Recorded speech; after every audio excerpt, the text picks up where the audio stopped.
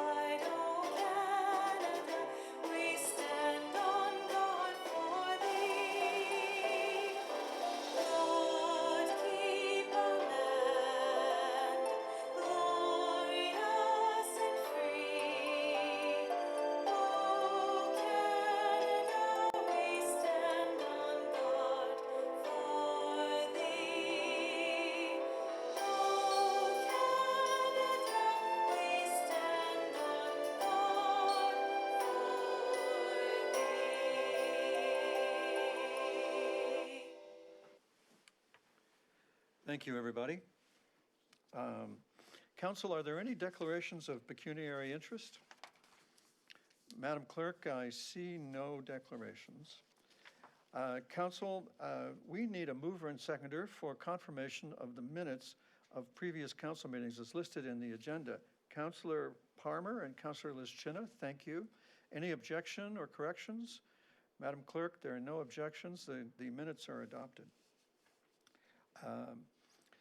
Council, we have 2 consent items. Do you wish to move those now? If so, I need Councillor Duddock, thank you, and a seconder. Councillor O'Meara, thank you. Any objection to the consent items? Madam Clerk, there's no objection. The consent items are carried. That brings us to our discussion items, 3, 4, 5, 6, and 7, and 8 and 9, which were not previously listed. The first item is the COVID-19 update, a verbal update from the Chief Administrative Officer, Ms. Jane Closey. Madam CAO, you have the floor wherever you decide to take it.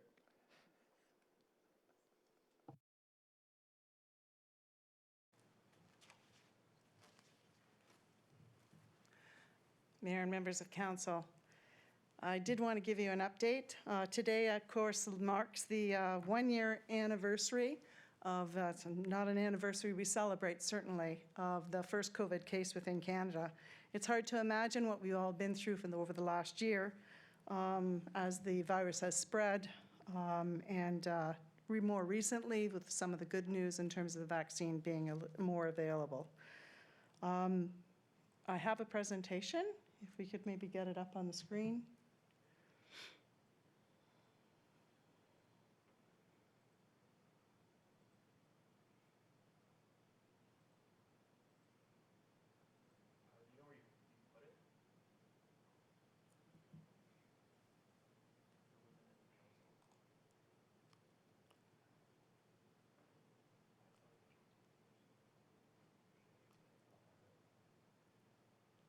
Hasn't been loaded on the podium user, unfortunately. So perhaps I'll give the verbal update. Where do we find the presentation? I'd asked Kathy to load it, and I don't think she got it. Yeah, if you could. But I'll give the update verbally.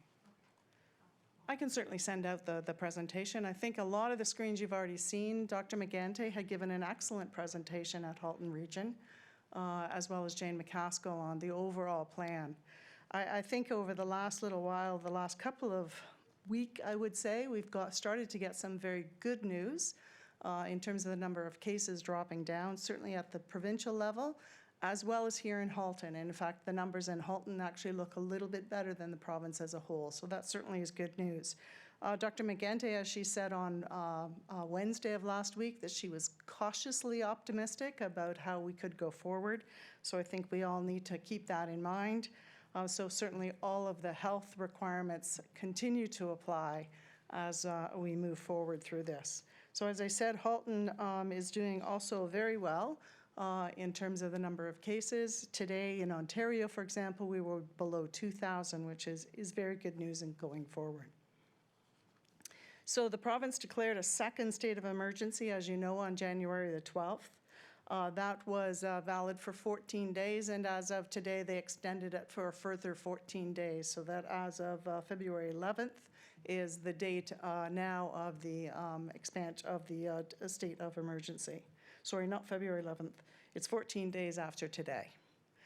The stay-at-home order that was approved is in effect until February the 11th. The stay-at-home order made some changes to the previous provisions that they had put in place in early December. So the indoor social gatherings outside of your household are absolutely not permitted. Outdoor gathering limits were dropped to 5 people. You need to be masked where you can't provide for the distance separation, and masking becomes a much stricter requirement by the province. Recreational amenities, I did want to clarify. Recreational amenities such as some of the outdoor skating rinks, those types of things are limited by their size rather than the 5-person requirement. There is, so masks are required indoors everywhere, and certainly an increase in enforcement, which I'll speak to in a moment, will be in place. But they also require them, as I had said, outdoors, wherever that distance separation cannot be maintained. In terms of the business sector and what are the implications, some of the residential renovations, which is about the only piece that was impacted under the construction or the redefinition of essential for construction. The residential renovations, if they had not already proceeded as of January the 12th, they could not proceed. So that was really the only impact on the construction side, significant impact. And of course, the retail sector, we've seen that. The doors close at 8 p.m., so it puts a restriction on their business hours, and restaurants move to takeout and pickup only. So those were, in summary, and we've put out a few news releases summarizing the overall effects. The one piece that the province has leaned on to a greater extent is certainly enforcement. So they've increased their own actions in terms of enforcement. The Ministry of Labour has been out to many businesses in this area as well, ensuring that the safety protocols are in place for all the employees. In fact, we had the Ministry of Labour visit one of our facilities. They were actually, I could say, very pleased with the playbook that we had in place and all of the safety mechanisms that we have. So they suggested no changes from the pieces that we had in place. They have changed the legislation that now requires or allows our bylaw enforcement officers to ask for identification, which we didn't have the ability to do before. So it gives them an ability to issue those tickets directly to the individuals. They also have done a few enforcement blitzes. You, I'm sure, have heard about those, particularly a lot of the big box retail. They've been around to those. Our municipal enforcement and certainly the police participate in those, so we're well coordinated as an overall enforcement group in terms of getting out to those particular areas. So the result of that enforcement, which is well coordinated, I do need to say they asked for statistics. You will see something in the council information package so that they ourselves all have a clear understanding of what is the impact of the enforcement that's being undertaken and how we're coordinating together. But it has had quite an impact on our staffing resources. We did hire 8 new enforcement officers in order to supplement our staff. We have redeployed a staff person internally as well to help fill the gap there. But I can't say that we're maintaining our similar service requirements for all of the other bylaw enforcement pieces, as the enforcement has really taken a strong push on enforcement. We also have put in place about 25 park ambassadors. They, of course, don't enforce, they don't issue tickets, but they are a presence that are out there that may curb some of the activities that are there. They can address some of the issues, educate people. So they're very useful, actually. They proved to be very useful in the spring, and they're being very useful again in this time in order to help us move forward. There were 4 specific issues I actually wanted to deal with. One was on-street parking.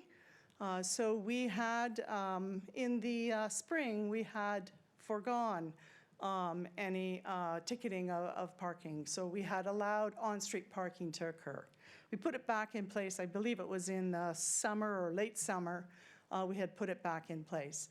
But as the stay-at-home orders come in place, a lot of people are running into problems in their homes because they have many people still at home and they need to park their cars in some way.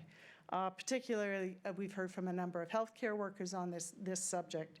So we had put in place on November the 27th a parking permit system. So this is in addition to the 15-day temporary parking. You can then apply for either on a daily or monthly basis a parking permit to allow you to park on the street. So that was in place on November the 27th from the area QEW up to Dundas. It's always been in place in North Oakville, so it took those same provisions and has temporarily put it in that area. And as of last week, late last week, we rolled the same provisions out in the south of the QEW. By using the parking permit system, it actually allows us to manage and monitor that parking a little bit more effectively, rather than the approach we had taken in the spring. So that's a much more effective way in order to, if we need to get in touch with any of the people who are parking on the street, we have access to all that information.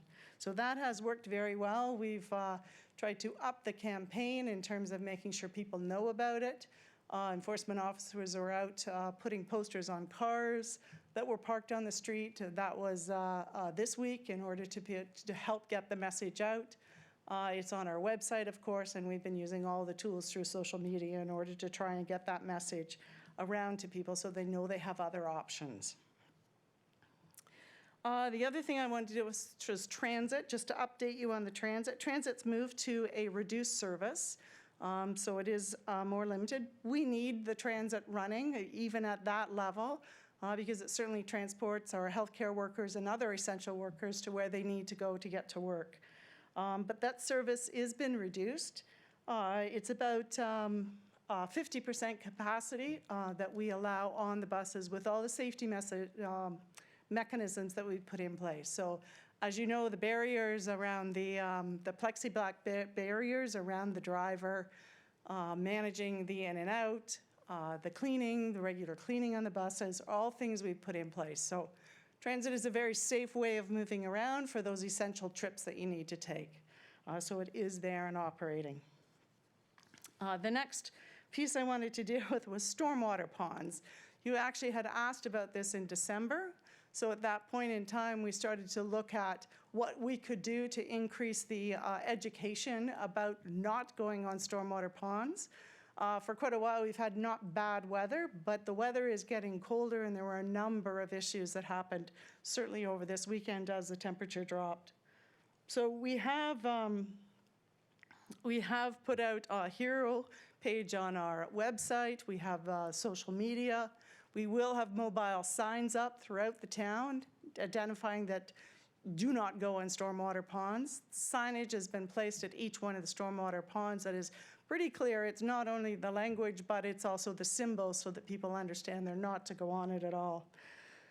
The bylaw enforcement will be going through those areas. The police also have been out in quite a few of the stormwater ponds, and I understand they're also going to be putting out a bulletin and assisting with the enforcement of not going on the stormwater ponds in the future. We will also be working with we are working with the other municipalities and Conservation Halton, because it's not just a problem in Oakville, it is throughout the region in terms of how we can coordinate all of our efforts with the same message to get it out there. So we have put together a fairly concerted effort to try and make sure that people don't carry on that activity, because it is very unsafe, and as all of you know.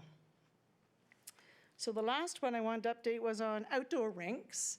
So we have certainly the Trafalgar Park rink that's open and available. We had some concerns about the accessibility to that.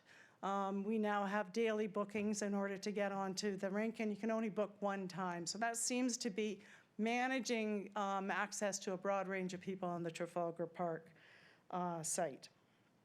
We also have a number of parks or rinks that we're opening up throughout the community. They have a limit of about 25 people on each one of those. Parks ambassadors are going to be very useful too, to make sure that there's social distancing on the ice. And we have, although you could, under the provincial requirements, take a stick and puck out onto the ice, we have not allowed that because it runs the risk of too much social contact. So we have not done that. So those were 4 specific items that I know you have, and we have gotten a number of emails on over the last couple of weeks. The last topic I wanted to deal with was the vaccination program. I will forward on my presentation to you, and I know you've seen these before, but there are distinct roles and responsibilities in delivering out the vaccination program. As you know, the federal government is procuring the product, delivering it to the provinces. The provinces are responsible for setting the priorities. The municipality, particularly the public health group at the region, as well as the hospitals, are responsible for the vaccination either at hospital clinics or throughout the community. So there's a very clear definition of the roles and responsibilities. And there was, as I had said earlier, a great presentation that Jane McCaskill at the region and Dr. Magente had done on the overall vaccination program. So if anyone wants details on that, I suggest they actually tap into that presentation, because it was an excellent presentation. In that presentation, they rolled out the 3 phases which the province has required. So first is focusing on really the long-term care and retirement homes, as well as the vulnerable population, and moving into phase 2, which is the people at risk, mostly the people at risk, actually, into that area. And then the last would be out to the general public. The timeframes were provided in that presentation. I'm not going to repeat them, because I think with the most recent news from the federal government in terms of the Pfizer vaccination and the timing of that, the timing of the overall program is still a little bit in flux at this point in time. If I can give some general details, they are focused on the long-term care. I understand as of Saturday, they completed all the long-term care facilities with the first dosage. So in another 28 days, they'll be moving on to do the second dosage in the long-term care, and they're moving into the retirement homes now. So that's going quite well, and it's all dependent on the supply. Later into the spring, they'll be moving, probably in the March, April timeframe, they'll be moving into the phase 2, and then later on into the general public. The town's role is actually quite limited in the vaccination process. We are working very closely with the region. We meet on at least a weekly basis through the CAOs, through facilities and logistic team they have, so that we can look and assess with them the availability of our community centers to provide for those vaccination centers. So we're actually touring them next week, and we should have a good idea of which of our centers can be opened up in order to provide for vaccinations. We also have coordinated on communications, because communications is key. It is driven by the region, and so that coordination with them then allows us to communicate the same messages across with all of them. So they will be looking for not only our facilities, but probably staff assistance at those immunizations or the vaccination centers. So we're doing everything we can to provide them with what they need in order to move the vaccination process on as quickly as possible. And so that concludes my update for today. Thank you, CA Closey. Councillors, do you have questions? Councillor Robertson, and then I'll just start a little list here. Keep your hands up for me, please. All right, I have 3 of you. Councillor Robertson, Councillor Chisholm, Councillor Lischina. And Councillor Hi, thank you for the report. That was great overview, and there's so much going on right now. My one question really is about the number of people on the community rinks. So are there signs going to be posted in each? I know that there can only be 10 inside a court for tennis and pickleball. Are there going to be 10 on rinks that are actually smaller in most cases? So what are we doing for numbers? So as I understand, that, of course, the Trafalgar rink is monitored. It has staff there. It allows 25. As I understand, the other rinks do as well, 25 people on them. Although they do have to maintain the distancing on those rinks. All of them are signed so that people need to pay attention to the signage in terms of what are the requirements on those rinks. As well as I think the pickleball and the tennis courts are signed as well. They're signed for 10, so that's why it surprises me, and I think we'll hear comments back about why a rink that's smaller can have more people at it, so just to be prepared for that. And I just wanted to give a great shout out for the volunteers that are doing the community rinks, because their help with our staff is just going great. So hopefully this week, the weather will keep up and everybody can get out. Thank you, Councillor Robertson. Councillor Giddings, among the many volunteers, appreciates your good wishes. Councillor Chisholm? Thank you, Worship. The question I have is looking forward rather than being reactive with respect to the retention ponds. This is going to come up every year, every winter, with respect to the safety of these retention ponds. Are we considering working with, I would assume Burlington and maybe Milton and Halton Region, looking at some kind of deterrence or some kind of creative suggestions to mitigate any danger with respect to those retention ponds? We have started looking at the overall design of them in terms of how we can create less opportunity for people want to go onto them, just in terms of the way we treat the edges. There's always an access road that's required to come down, so it's down to the pond, so it's difficult to deal with. But we are looking at the long-term design of the stormwater ponds so we can discourage anyone from coming into them. And certainly we do that with Conservation Halton to a great extent, and as well as the area municipalities in Halton. And my last question is with the outdoor rinks and so forth, and I understand the distancing. I've witnessed on many occasions, I've been there many times, and my congratulations to Councillor Giddings and getting his rink up. It's the first rink up in public spaces. With respect to the distancing, I understand what you're saying, and you understand what the rules are, but if you go out in practicality, the distancing is very, very difficult because you got kids playing tag, they're on top of each other, skating around. So it's a challenge. And so as long as our bylaw enforcement and everybody's aware that that's the rule and try to accommodate as best as possible, but the nature of the activity just does not allude to distancing in the appropriate manner. Thanks. Thank you, Councillor. Councillor Lischina? Thank you, Your Worship, and thank you, Jane, to you and staff for continuing to work through this interesting time. We thought 2020, but still 2021 going at it. So Service Oakville is one of the ways we know if our residents are understanding a lot of this information that's being sort of thrown at them. Is there any change back? I remember the first time in the lockdown, we had quite a bit of calls to Service Oakville. Is that happening again with the second time around, or do you think people are understanding it a lot more this time around? So as the province changes the rules, the spikes in calls come up, but not to the extent they were in the spring. So I think people are finding now, I hate to say, maybe have gotten used to where to find the information, either through our website, through the region, or through the province. So I think there's just a lot more information out there they can find, so we haven't seen the same spikes. Great, thank you. All right, thank you. Councillor Palmer. Thank you, Worship, and thank you, CEO, for that update.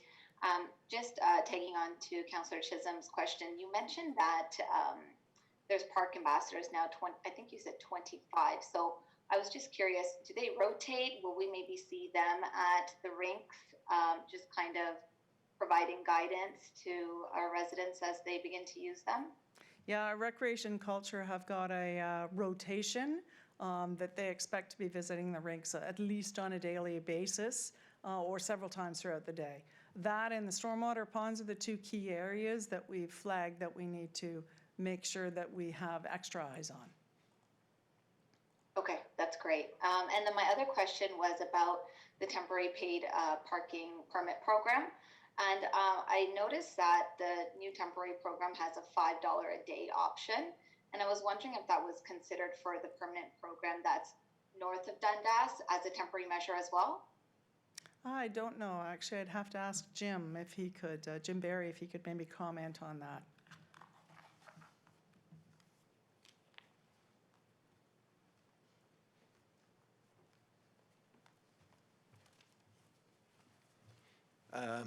Sorry, excuse me. Through you, Mr. Mayor. We haven't added it in north of Dundas. Actually, didn't even think about it. Hadn't had the request, but we do want to sync the entire system up. And now that we've got north of or south of the QEW in place, we can certainly look at that. Thank you. That would be appreciated. Thank you, Councillor. Councillor Romero, was that a hand? No? No, but I'd be happy to move receipt at the appropriate time if you need, Your Worship. This is the appropriate time. Good timing, and thank you very much for that. Could I have a seconder, please? Councillor Lischina, thank you for being so quick. Any objection to the motion? Madam Clerk, the motion carries. Thank you, everybody. Now, if we move on now to item number 4, the Inclusion Initiatives Update. We have a report from Economic Development and Corporate Strategy. There's a presentation by Rebecca Brooks and Dorothy St. George. And if you give your attention to the screen, they will summarize it for the public.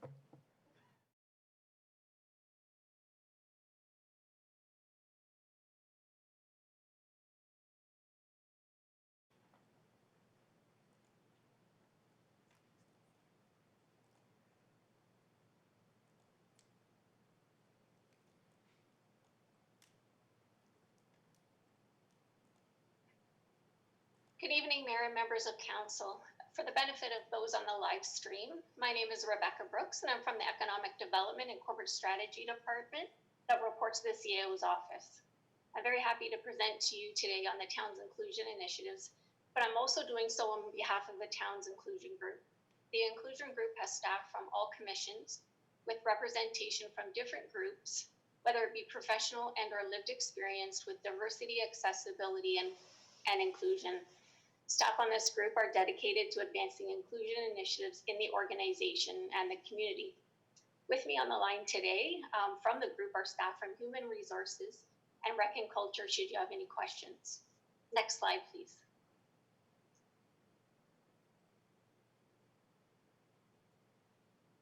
So I'd like to start with this slide because it helps us understand what we mean by diversity and inclusion. We mean that diversity refers to the traits and characteristics that make up a person, while inclusion refers to a sense of belonging and being welcomed. So initiatives related to diversity and accessibility are part of what creates inclusion. As such, the report in front of you takes a fulsome look at all initiatives. Next slide, please. Now moving on to Oakville Demographics, we are a diverse and changing community. And I think you'll find it interesting to know that 36% of our community are immigrants, with 31% being from the visible minority population. And this number is higher than the Ontario visibility minority community at 29% and Canadian population at 22%. And for Oakville in particular, this is up from 24% in 2011 and 18% in 2006. Also, 25% of our community has a mother tongue other than English or French. We do have the top 20 languages spoken in English, spoken in Oakville on our website, and a banner or tent card of the top 20 languages at all front counters with instructions on how to use Language Align for staff. So while the stats on diversity don't tell us the whole story, they do tell us what we look like. And this helps shift the conversation when thinking about impacts on the community and on town services. Next slide, please. Over the last 15 years, the town has led or participated in a number of key initiatives to support diversity, accessibility, and inclusion. And I'll just highlight a couple here for you today.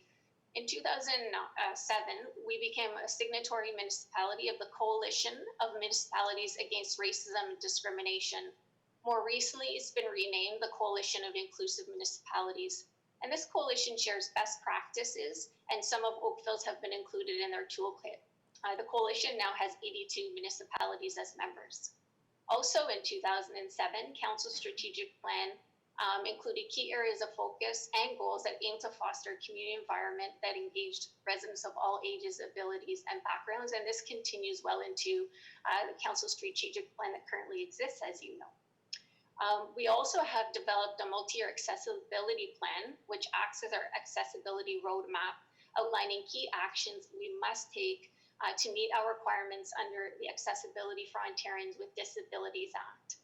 The plan was developed in consultation with our town's Accessibility Advisory Committee. Moving to 2017, we conducted an inclusion audit, and I'll have more details on my next slide. Last month, I'll just finish off with my last point on that last slide. So last month, we launched a new inclusion lens module for staff, and we've had great uptake from our employees. Next slide, please. So in terms of the inclusion audit, we partnered with a firm and conducted an audit, or rather assessment, of town programs, services, policies, and practices in 2017. And out of the audit came 5 recommended action. Some of the key highlights I'd like to share with you on progress is that we brought together existing staff committees on diversity and accessibility under one inclusion group to better align town efforts. So we now have an inclusion group that better reflects the community, with staff from the visible minority community, different faith groups, the LGBTQ2+ community, and staff from all commissions and levels within the organization. We also developed an inclusion lens and training module, which I mentioned in my last slide. Staff is implementing a human resources plan on inclusion with work to continue on this year. And we also, as you know, have many partnerships with the community that we want to build on so that all voices are represented at our table. And last, we did lead a campaign in 2018 called #MyOakville. And we also participated in a sense of belonging survey through the Oakville Community Foundation to engage the community in aspects of diversity and inclusion.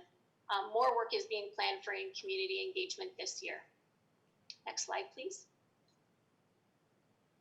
So while we've made good progress on these initiatives, as you can see in Appendix B, we want to make great progress as we've done for accessibility. I know the report clearly shows our commitment around diversity and accessibility, but accessibility has definitely been a focus, in part due to the many provincial requirements for municipalities and for businesses under 5 key standards of the Accessibility for Ontarians with Disabilities Act. We have well-integrated programs on accessibility, and we're looking to do the same for diversity through our inclusion plan. So we're developing a more formalized plan that will be led by our staff inclusion group under the oversight of the corporate strategy department, with support from a third-party expert. And we are taking a systems approach to do so, which is based on the understanding that everything is interrelated and interdependent. Next slide, please. So the action plan for 2021 will see us delivering 8 key deliverables, and they're both, actions are both internal and external. So we'll be looking to understand what we're doing well and where we can improve. We will conduct an employee survey to better understand the makeup of our staff and how they compare to the community. We will be engaging the community in discussions about town programs and services through an inclusion lens. And we will also initiate a review of our policies and programs so they align with best practices for inclusion. All of this work is going to take place this year, but the plan won't end this year, of course. We will build on it this year to develop a multi-year plan. Next slide, please. As the last slide to this presentation, I now turn to the Halton Equity, Diversity, and Inclusion Charter, which is Appendix C of the report. Staff is asking Council to endorse the charter that was developed by the Halton Equity and Diversity Roundtable. The 10 commitments that make up the charter will be used as the foundation for the town's guiding principles for inclusion. We hope that Council feels it is worthwhile to endorse this charter. Thank you for listening to my presentation, and I would be happy to answer any questions that you may have. Thank you very much, Ms. Brooks. The first question is from Councillor Robertson.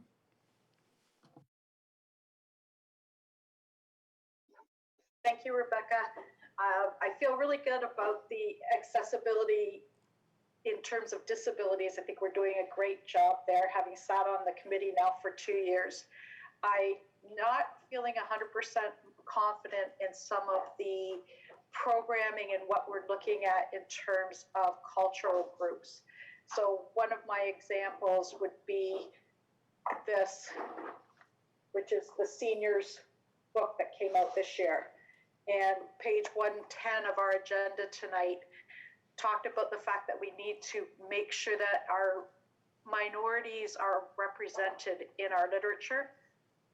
There was not a single person of color, not a single other ethnic person in, even though there were several pictures of people in that catalog. So those are the things that I really feel strongly that we need to represent. So does this group that you're talking about, are they the ones that look after something like this and making sure our literature is representative? Through you, Mr. Mayor, yes, Councillor, you are correct that this group will be looking at all of our town programs and services through an inclusion lens, but it's not a lone effort of the group. This is what staff across the organization will be looking at through an inclusion lens. So we developed an inclusion lens guide for staff, and we will be making sure that this doesn't happen, because that is not acceptable. Absolutely not in Oakville, and we do have the lens to make sure it doesn't. So we're going to build on what we've learned and continue on for this next year. So thank you for mentioning that. I appreciate it. I'll take it back to the teams. Great, thank you. My second one comes in terms of finding ways from the group to make invitations to our various communities to sit on our boards or committees that we have coming out of here. So for example, with SWAG, because I sit on SWAG as the Seniors Working Advisor Group, as the councillor representative, I've stressed with them that as they need to get more members, we should be reaching out to committees or reaching out to various cultural groups and actually inviting them, not just expect that they're going to read a newspaper and feel welcome in doing that. Do we make a push to do that? I know we have with the Chinese Association, but do we do it in some of our other groups? Through you, Mr. Mayor, I'm not sure quite, I can't speak quite to that process. I haven't been involved. I do know that in terms of reaching out to communities, we are making sure that we do have diverse communities represented through different media groups, different groups that sit on some of our communities. But I think that's another take back for staff, that we need to kind of go out and make sure that we're connecting with people. So thank you. And my last question is probably for Dorothy. Dorothy, in terms of economic development and supporting businesses, I see we now have a Chinese Business Association specifically. And I know with Black Lives Matter, one of the things that came out was how we support and really provide support for visible minorities like the Black group in Oakville. Does economic development have specific targets that they look at, or ways that they're going to help enhance or I don't know, and make sure that the public knows and is aware of what we have?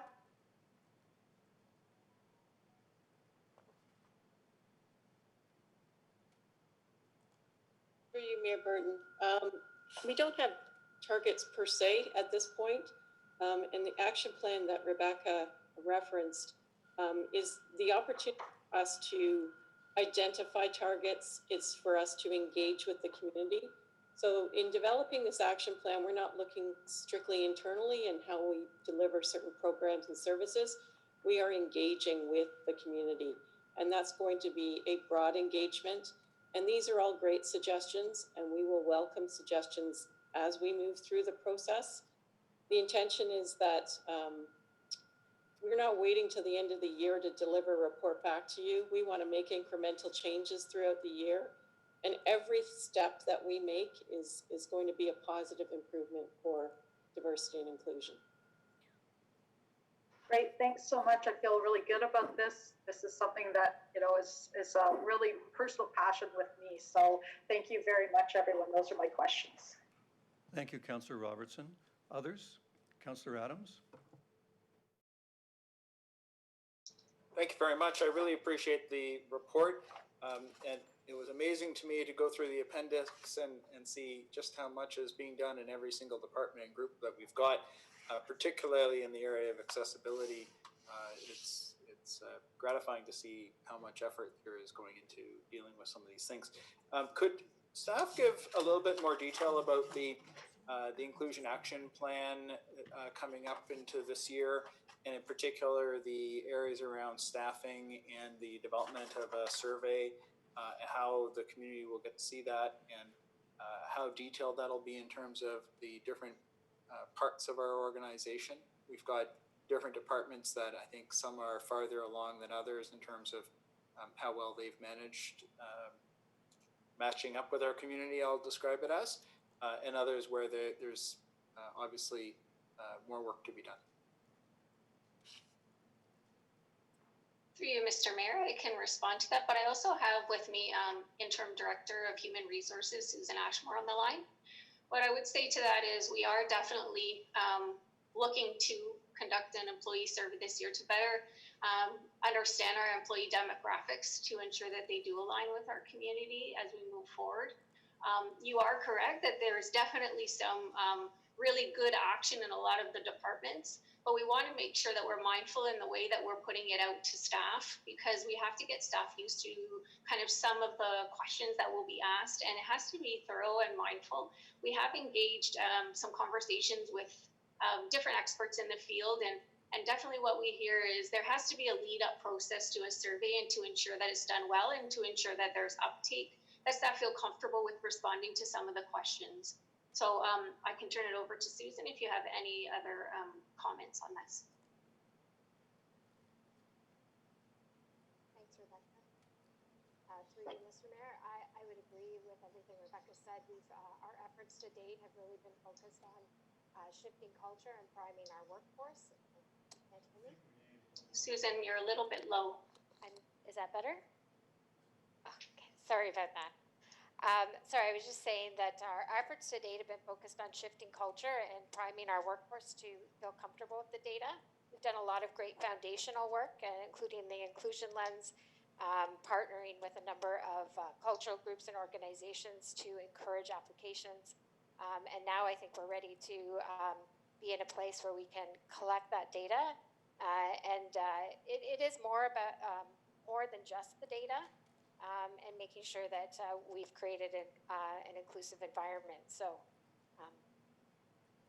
Thank you. And when will we and the community get to see some kind of result out of that in terms of a report or a next step?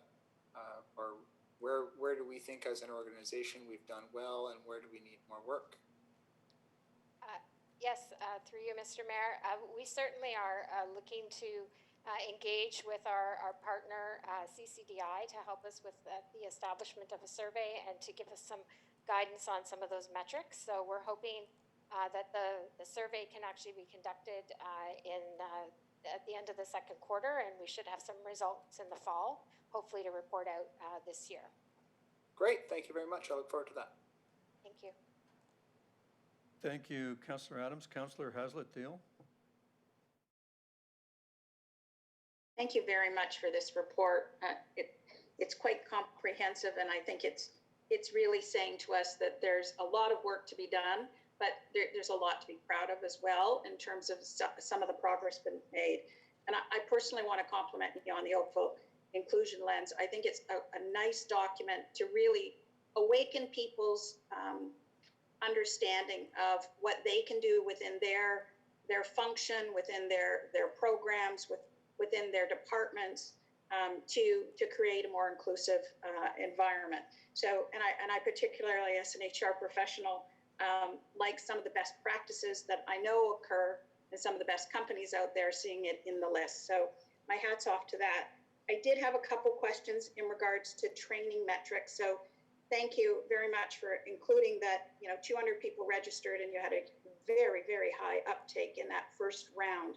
But can you give us an idea of, how that's going to continue to evolve? Because we have more than 200 staff and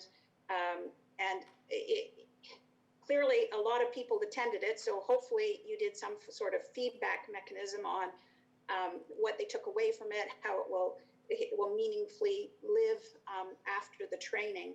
Can you talk a little bit more about that? It might be Susan that wants to address it, but Rebecca, feel free. Yeah, I'd like to address it, at least in the beginning. Thank you, Councillor, for the comments about our inclusion lens. We did have other municipalities look at it and request to use it for their own, so I think that's a really good sign. In terms of the training, we rolled it out, like I mentioned, last month, and we have had good uptake. And what we're doing is using the CAO a little bit to put out the messaging as part of her weekly staff updates, but also we're using our inclusion group to get the messaging out. So we have staff on that group that are across the departments. So they are going out and asking their colleagues and managers, et cetera, have a look, take it. And we're seeing spikes every time that happens. So we're definitely using kind of our own staff to share the message on that. We will continue to do so. I'll throw it over to Susan if she'd like to kind of complement any of that. Yeah, I would just add, the actual metrics, I think, will be part of the process as we move forward to determine how we're going to define those moving forward. And certainly it is something we're monitoring to ensure we get the most exposure. And I think it's continually keeping the dialogue going in every way. And so by the more people we train, the more opportunity for discussion, the more you see it.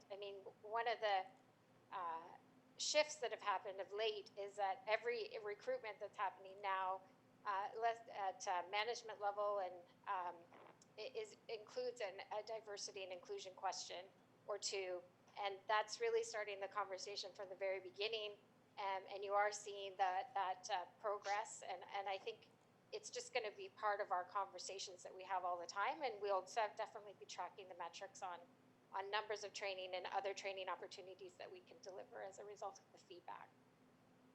Thank you very much for that. At the appropriate time, I'd be pleased to move it, Mayor Burton. Thank you, Councillor. Councillor Giddings? Thank you, Mr. Mayor, and thank you for the presentation. Other than the town's normal channels in terms of libraries, community centers, town hall, you talked about engagement.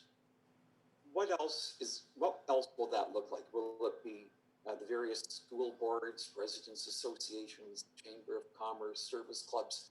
Can you provide more details on that, Rebecca? Sure, through you, Mr. Mayor. Thank you, Councillor. I definitely see us looking at all of our community organizations in different avenues and different groups, because it's the only way to really understand the community makeup. The other thing we use quite a lot to engage our groups is through social media. There's definitely a lot of people that we can reach this way. So our community engagement will look at groups across the board, but we'll also look at different types of engagement techniques.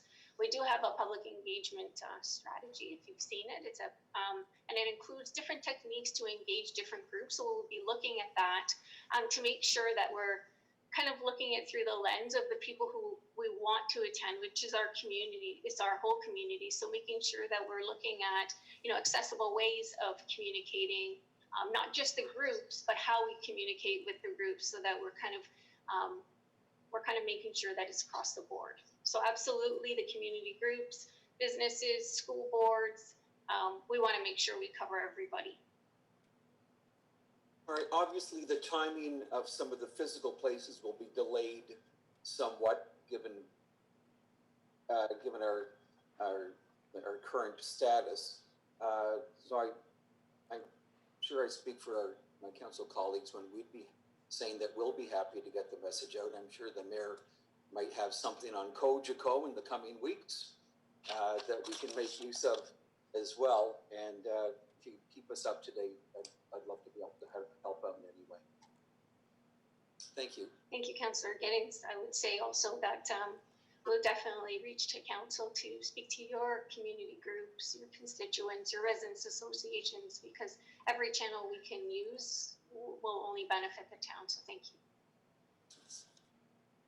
Thank you, Councillor. Councillor Chisholm? Thank you, Your Worship. And Rebecca, congratulations on a very detailed report.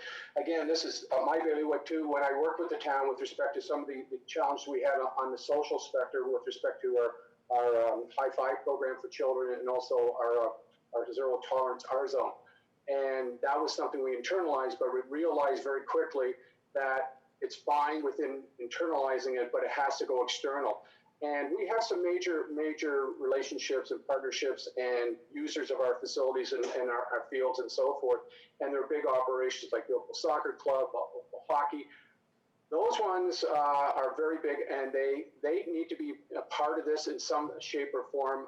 What we did was basically bring them in, and we would do workshops and information meetings with these organizations to dovetail with the town's priorities with respect to what they're providing, because a lot of our organizations are providing services and programs on behalf of the town, and this is very important. It's good that we're doing this, but if the rest of the organizations, specifically sport and culture, are not really in tune with this, we have a major gap. So my suggestion is that when we get into the commitments, I think are good.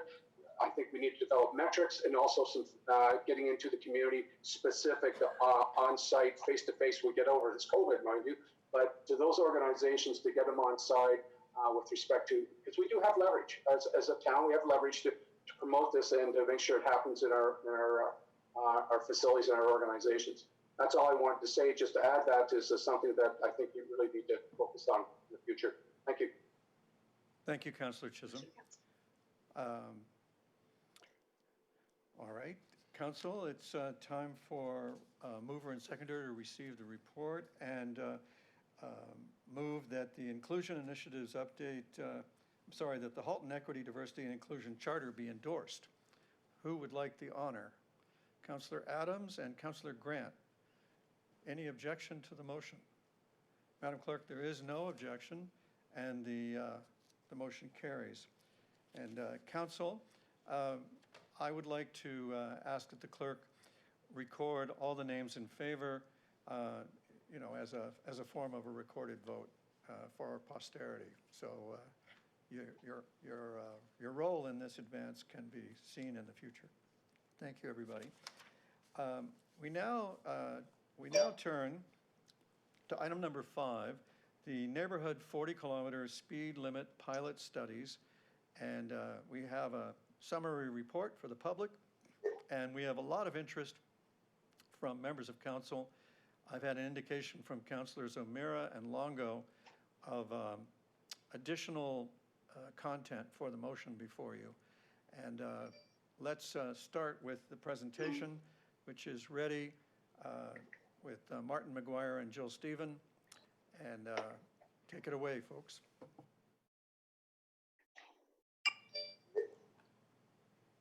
Good evening, everyone. Next slide, please. So historically, 40-kilometer-an-hour speed limits in Oakville have mainly been used in school zones, and this was expanded to the frontage of parks in 2016. In that same report in 2016, staff also reviewed the idea of applying 40-kilometer-an-hour limit to all local roads in town. This was not recommended for several reasons.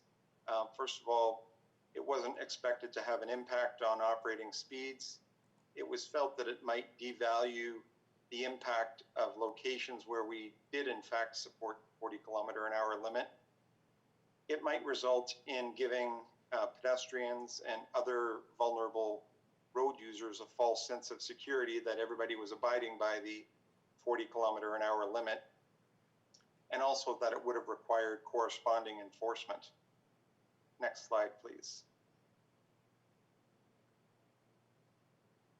So the concept of a neighborhood 40-kilometer-an-hour zone is that you sign the entry points to the neighborhood only, and you don't sign individual streets. And it's found that it's most effective in neighborhoods that have limited entry points and might come with natural barriers. The thinking there being that you're mainly dealing with residents as opposed to cut through traffic, and they're aware of that 40-kilometer-an-hour limit, and they have a vested interest in abiding by it since it's their neighborhood. We were directed in June of 2019 to do a pilot study in the West River area to test the effectiveness of the neighborhood 40 zone, and subsequently later that year, Heritage Way was added as a second pilot area. Next slide, please. These are the typical signs that are installed on the perimeter of the neighborhood of the 40-kilometer-an-hour zone. And they come with a begins or ends tab to let you know that the speed limit is changing. Next slide, please. So this is a map of the West River neighborhood, and hopefully you can see the blue and red dots, which represent the sign locations as you enter and exit the neighborhood. So the signs are located in this case as you enter and exit from Kerr Street to the west and from Rebecca Randall to the south. And then that natural barrier in this case is the 16 Mile Creek Valley to the east or to the right side of your screen. Next slide, please. And this shows the Heritage Way neighborhood. The signs are located as you enter and exit from Upper Middle Road to the north and Third Line to the east, with the natural barrier in this case being the 14 Mile Creek Valley to the west or the left side of your screen. Next slide, please. So in terms of our study method, we conducted speed surveys on multiple road segments in both neighborhoods while they were still signed as 50-kilometer-an-hour zones. We subsequently removed the 50-kilometer-an-hour limit signs, installed the 40-kilometer-an-hour area signs, and then after an acclimatization period, we conducted speed surveys on those same road segments and compared the before and after operating speeds, namely the 85th percentile. Next slide, please. So the bottom line result of our study was that it showed that the 40-kilometer-an-hour signs did not have a consistent reduction in operating speeds. So in the table, you can see that in the West River neighborhood, there was a slight increase in speed actually in the eastbound and northbound directions, with a slight decrease in the westbound and southbound directions, while Heritage Way, in all directions, there was a slight increase. When you look at the individual road sections, there's quite a range of increases and decreases. And the range was as big as a decrease of 7.6 kilometers an hour to as much of an increase as 8.2 kilometers an hour. And those numbers for the individual road sections can be found in the appendix to the report. Next slide, please. So we did look at the experience of a number of other Ontario municipalities who've explored neighborhood 40 zones. The one consistent conclusion is that a speed limit reduction by itself is not an effective means of reducing operating speeds. However, there are some municipalities, Mississauga and Hamilton, for example, that have used neighborhood 40 zones and continue to use that as a tool, mainly for two reasons. Number one, it confirms the municipality's goal of speed reduction. And secondly, that it can be one tool that is part of a package of other treatments. Next slide, please.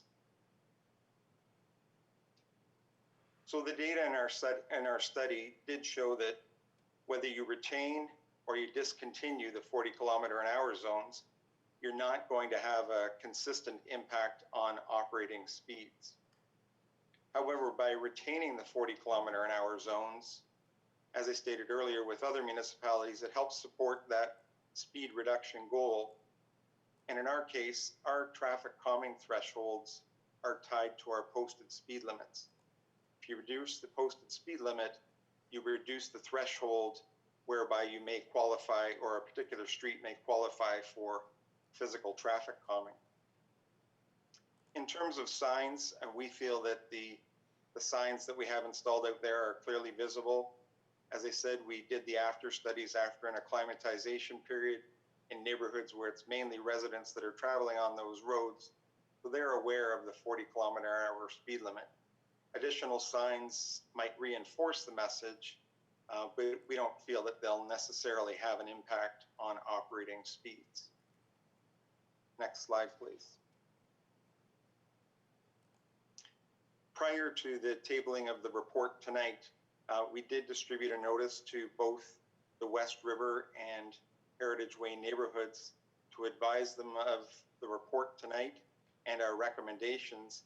And some of the feedback that we did receive after distributing that notice, there is not unanimous support for the 40-kilometer limit. Some residents asked that we go back to 50. A number of residents made the comment about wanting additional speed limit signs, as well as increased enforcement. There was a comment made about a concern regarding doing an after study during the pandemic. Our response to that is we acknowledge that traffic volumes may be lower, but there may not be an impact on operating speeds necessarily. And because we don't know how long the pandemic's going to last, nor do we know the long-term impacts on traffic volume, we went ahead with the after studies anyhow. And we continue to do that town-wide. We're continuing with traffic studies. We're just acknowledging what time period the data is collected under. And part of the feedback we received is some residents supported traffic calming in these neighborhoods and others were opposed to it. Next slide, please.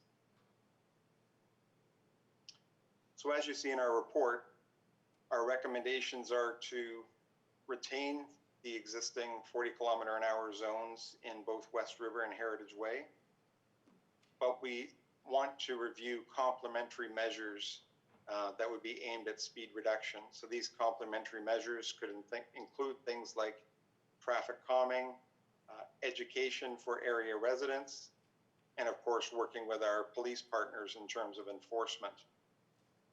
And we also recommend that future consideration of neighborhood 40-kilometer-an-hour zones include that criteria where it's a neighborhood where there are some natural features, limited entry points, so we're mainly dealing with residents who live in the neighborhood. And we also continue to pursue other speed reduction initiatives that apply town-wide, such as automated speed enforcement. Next slide, please. I'm happy to answer any questions you may have. You actually may get some, Mr. McGuire. And I think we'll lead off with Councillor Dudek and then Councillor Grant. Councillor Dudek. Thank you, Your Worship. First and foremost, I want to thank staff very much for undertaking this study, not only in the West River, but of course up near Heritage Way as well. And I dare say, having heard from several of my other colleagues, they were quite anxious to have similar pilots done in their own particular areas, wards, whatever. At the appropriate time, I'd be pleased to give you a motion to approve, and to approve with the provision that we do retain the 40 kilometers in these two areas. I know Councillor Chisholm and I have had extremely positive feedback from the West River area. A little surprised that somebody would turn around and say they wanted it to go up to 50 again, but that might be somebody who's maybe stopped as a result of the 40 kilometer, who knows. And in terms of some of the other things, I think enforcement is always going to be an issue. I know the police do their best. I know that Councillor Elgar has his own form of police monitoring for speeding. And but I'm really, really pleased to see this come through, because anything we can do to send the message that we want them to slow down, that they need to be safe within our residential neighborhoods. I didn't for a minute expect unbelievable results, but I was pleased to see that it had been so favorably received by the residents. So as I say, at the appropriate time, I'll be pleased to move. All right, well, Council, we have 4 public delegations registered. I'm pretty sure there are residents associations.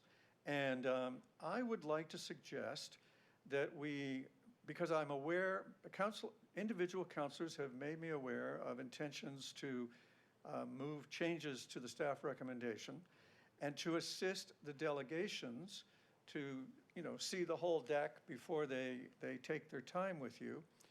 Why don't we get everything on the table, then turn to the delegations and reserve questions until after all of that goes by? Does that appeal to you as put a hand up if you object to that as our procedure? All right, I think that suggestion is what we're going to do now. So Councillor Duddock has moved the main motion, and as I understand it, Councillor O'Meara, Councillor Longo, and Councillor Adams have amendments. In no particular order, let me turn first to Councillor O'Meara. I guess it is a particular order. Let me turn first to Councillor O'Meara, then Councillor Longo, then Councillor Adams. Councillor O'Meara, you're up. You circulated Thank you, Your Worship. I did circulate a copy of this to council members earlier today, so I'll just read the proposed changes that I would put forward here.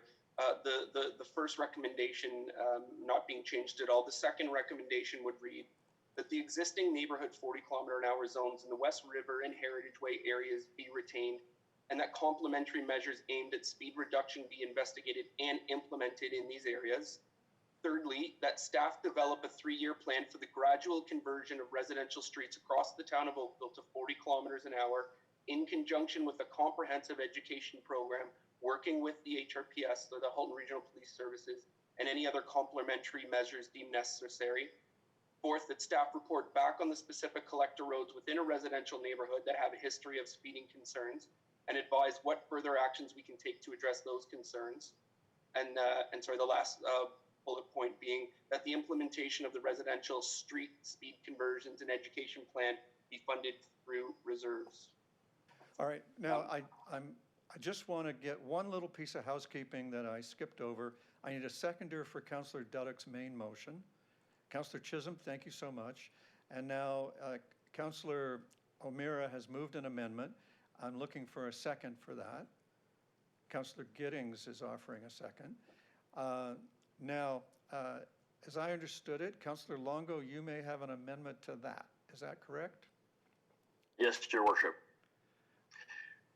So and I want to follow procedure, so I'd like to make an amendment to Councillor O'Meara's motion, and I was not able to circulate it, so if you bear with me, I will read it to everyone, and if it's too fast, I can read it again. All right, so if you read carefully, and as you read, the clerks will put up your amendment. Okay, perfect. Councillor O'Meara was distributed in the package, so I wasn't prepared to, but we'll get there. So go ahead, Jessica, and go ahead, Councillor Longo. Okay, so adding a third item to the motion, that in anticipation of the minister including automated speed enforcement, or ASE fines, within the AMP legislative framework, staff be directed to design and install all necessary infrastructure required for the implementation of 4 semi-fixed ASE cameras by the end of 2021 within existing community safety zones. Item 4, that funding from the capital reserve in the amount of $75,000 be approved to fund the above noted design and infrastructure installation. And a last item 5, that staff be requested to report back in the fall of 2021 on the status of these locations, as well as the overall ASE program. All right, thank you, Councillor Longo. Now, let me ask for a seconder for Councillor Longo's amendment. Councillor O'Meara, thank you. And Councillor Longo, did I ask who seconded Councillor O'Meara's amendment? Giddings, Dave Giddings, thank you very much. So now, we've got all of our cards on the table, and I suggest we now turn to, oh, no, we don't. We have Councillor Adams's card. Councillor Adams, would you offer your amendment? Thank you. My amendment is being moved by myself and seconded by Councillor Lashina, and it's a more specific card, if you will, and that is that the neighborhood accessed by Dalebrook Drive and Rosegate Way have its speed limit set at 40 kilometers per hour, and it be considered for complementary measures aimed at speed reduction. So it is our offering as a neighborhood that has limited access in terms of access points and is up against the creek system on the other side. So that's what we'd like to put forward. Now, in terms of how it fits into the main motion plus the amendments, it sits on its own, and so Your Worship, I don't know whether you want it to be an amendment to the amendment, or if you prefer it to simply be an amendment that's dealt with separately at the end. Well, if you'll follow my advice, there are many roads to the same result, but if you follow my advice, your amendment is adding an item to the main motion. If all of these amendments pass, all these things just get added to the main motion. I've got another hand. That's correct. I suspect there may be some discussion about some of the components. I know I've got some questions about why not 7 cameras instead of 4, and that kind of thing for our staff to answer, and perhaps what our staff think of the entire move to 40 kilometer an hour across town. So I know there's lots of discussion to happen, and we have delegations before us as well. Right. I leave it up. My main goal now is to get everything showing so that the delegations are not surprised. And thank you for assisting that goal. I'm going to turn next to Councillor Duddeck and then Councillor Chisholm. Councillor Duddeck. Thank you, Your Worship. I don't have a problem with the amendments that are being proposed. The one question I do have, as outlined by Councillor O'Meara, was the 3-year implementation. What is going to be the criteria of that? Are you asking staff to come back with that criteria, or is there something? I'm just concerned people may think my neighborhood's next and the other's 2 years and the other's 3 years. So just want some clarification for that. Thank you, through Your Worship. Would you like me to answer, or? Well, I was going to ask the councillor. I was taking a quick look at the text of your proposal, and I'm not finding the word criteria quickly. So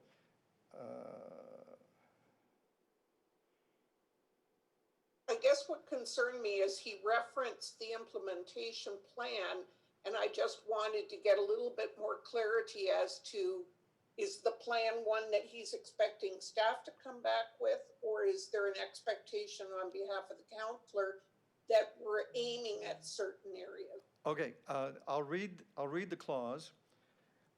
That staff develop a 3-year plan for the gradual conversion of residential streets across the town of Oakville to 40 kilometers in conjunction with a comprehensive education program, working with the HRPS and any other complementary measures deemed necessary. So it's not to develop criteria to convert a road to 40. It's converting all residential streets to 40. Correct. So okay, sort of thank you. I appreciate the clarification. It's a, for better or for worse, if I might characterize it as, it's a clean, clear proposal. Should I go to Councillor Chisholm now? Councillor Duddeck? Okay, Councillor Chisholm, it's your turn. Thank you, Worship. Maybe I'm a little confused on this. these amendments, and I understand where the direction of where our councillors are coming from, but we're really dealing with, I understand this limited pilot studies in these two locations with respect to the recommendations. What I'm hearing as amendments are more of requests for reports. There has to be more work, forward work done on this prior to putting those in this report. However, I've never seen that happen before, where you're off the subject of these two pilot studies, and we're into universal 40-kilometer and a 3-year plan. To me, that's more a request report and staff taking that on and getting back to council with their observations and recommendations. Just my 2 cents worth. Excuse me. So, Councillor, for the benefit of the public and the delegations, our voting, and I'll come to Councillor Grant and Councillor Elgar next. Council at all times can vote on pieces of things piece by piece. And so just because it's on the table doesn't mean that council's gonna vote for it, although they might. I can't forecast. I can tell you that there's pent-up demand among some members of council and some members of the public for a 40, this is a test, I guess you could say, as to whether a majority of council wants to adopt a decision to, over 3 years, shift to 40 kilometers.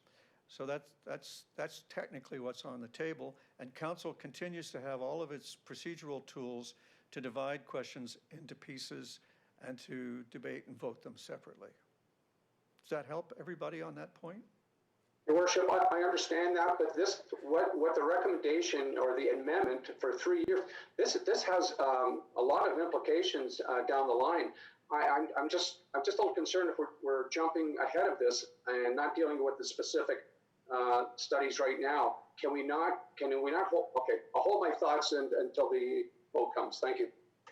Our only goal at this point is to make sure that the public knew, before they delegate, knew everything that the different parts of council had in mind to make things fair. After we've heard from everybody, then the debate, pro and con, on each item is fair game and normal. And my father is a retired meteorologist. He told me his first law of forecasting is never make a forecast unless you have to. And certainly at council, I hesitate to make a forecast ever.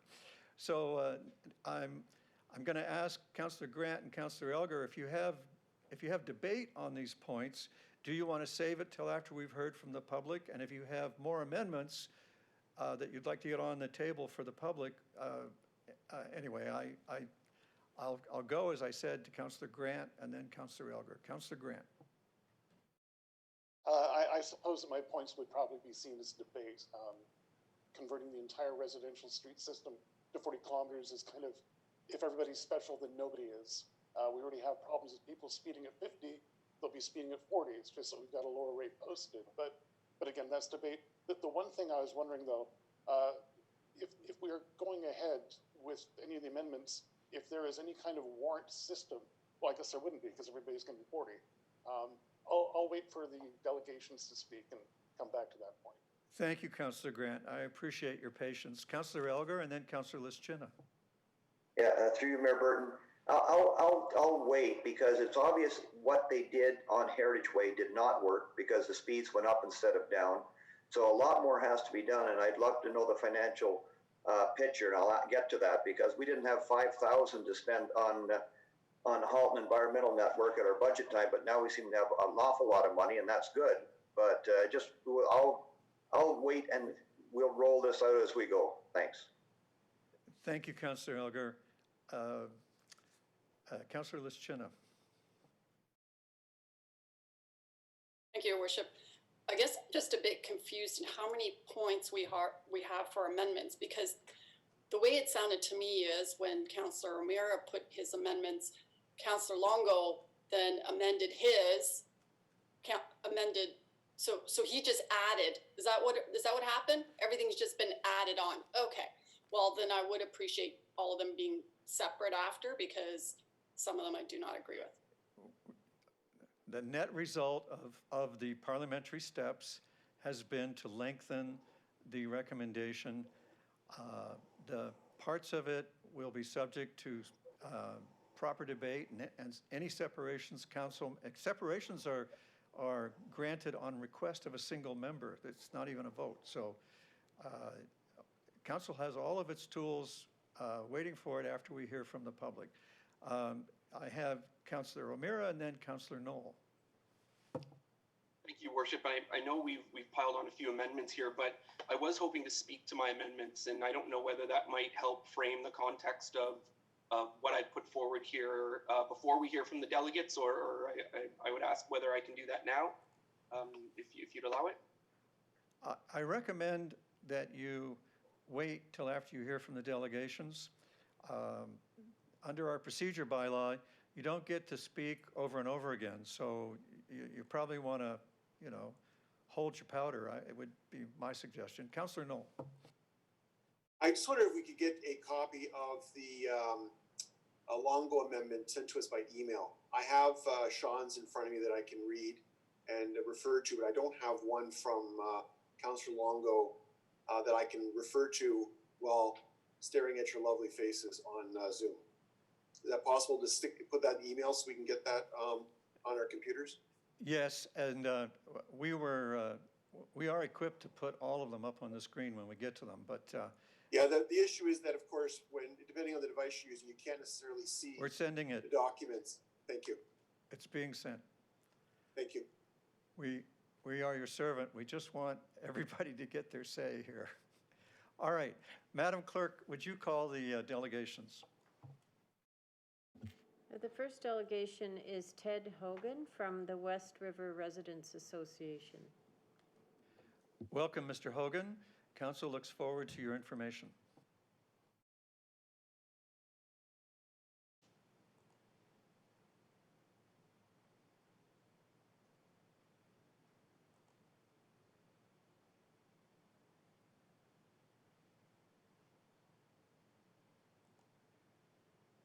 There. Okay, can everybody hear me? We hear you loud and clear. Okay, thank you. I don't seem to my pretty face isn't up there.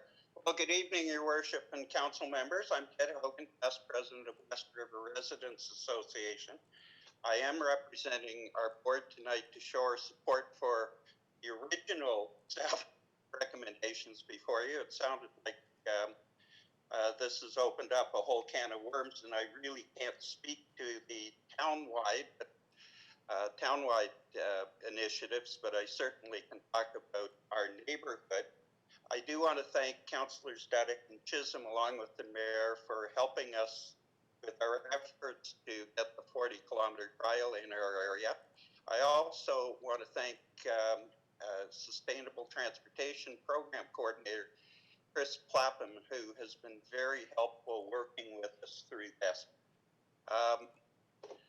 Now, I would like to just note that in the staff report, it said that we're a separate, isolated community. I would like to say that Queen Mary is an alternate route for a lot of traffic, especially in the morning and the afternoon.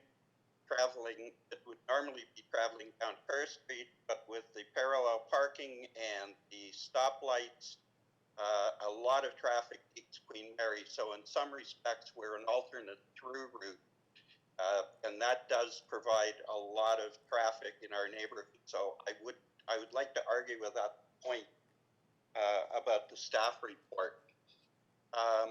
There's another piece that I want to talk to, but I'll get into that in a second. I'm going to be as quick as I can. Most issues come and go, but speeding and traffic have been far and away the number one ongoing concern that we've heard from our community members.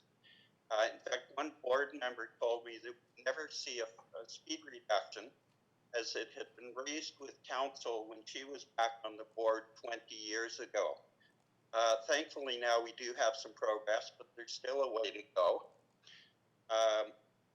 It is noted in the appendix that the town speed studies did show that there was negligible, if any, long-term effect on lowering the speed limits.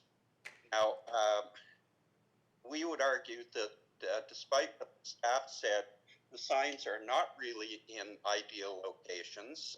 We were consulted very quickly before the signs were put up, and we made some recommendations. In some cases, those were completely ignored. So despite what I've said about working with one staff member, I'm really not pleased with the way our feedback was ignored. And I'm sorry if I was going to be very nice here, but I think that some of the things in the staff report aren't exactly, yeah. All right. Sorry, I'll get back here. We would argue that the signs are placed in less than obvious locations in some cases. Right as you turn onto a street, they're very close. When you're making a very quick turn with oncoming traffic, it's up very high, and a lot of people have told us that they haven't seen the signs. So I have talked to town staff about this, but hopefully we can have that changed. As well, a short-term blitz by Halton Region did appear to slow traffic, but only temporarily.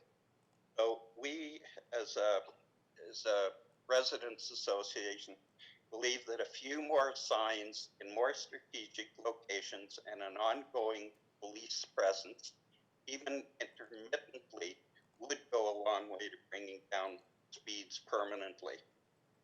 We're also willing to work with the town any way that we can to assist the effort, whether it's education, whether it's dropping things off, whatever. We're in this 100%. Now, we are excited at the opportunity to work with the town staff to explore the possibility of developing these complementary measures. That is about it. I do hope that you at least support the amendment or the initiative to leave the 40 kilometers permanently here.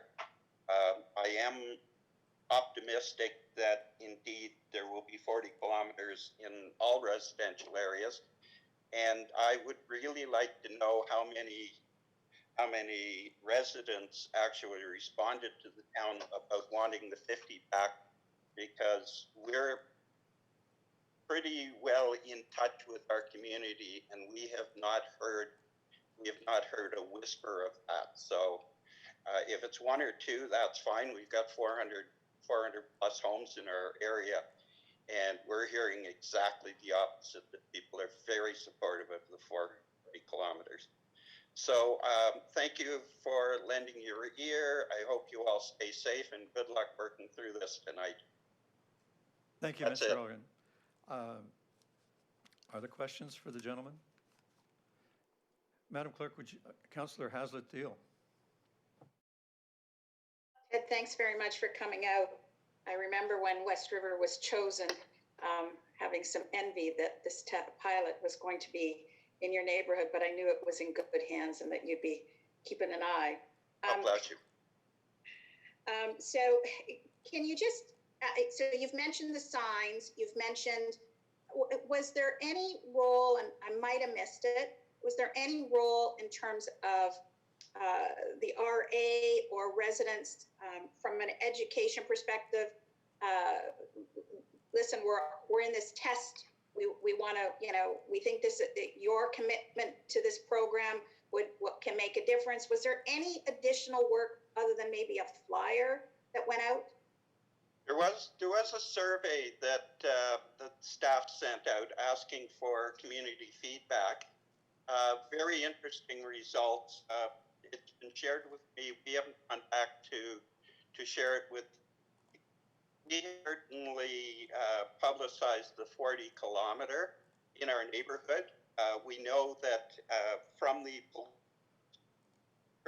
police report on the blitz that they did, they had about 70 tickets given out in, I believe it was a week or 10 days, which is fairly substantial for our area. of those were for stop sign violations, half were for speeding, and I've tracked down the police representative, but he guessed without being pinned down and didn't want to quote it, but I'm going to quote him anyhow. I'll paraphrase. He said that he guessed they were about 50-50. So, but half the people were from out of our area who had received tickets. So the Residents Association has publicized it. We put it on our webpage. We've sent out emails on it, blast emails. It's been sent out on Twitter. So the residents know about it. We do know that there are half a dozen or so people who continue to speed who are living here. And we haven't quite figured out how we're going to alert them, but certainly an education campaign and more outreach would be good.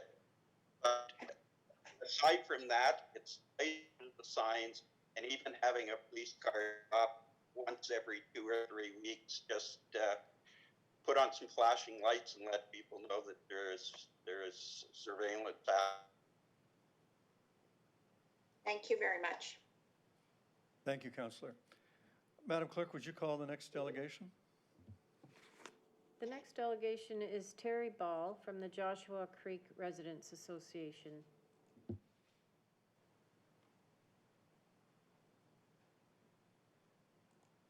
Terry Ball, welcome to Council. Council looks forward to your information.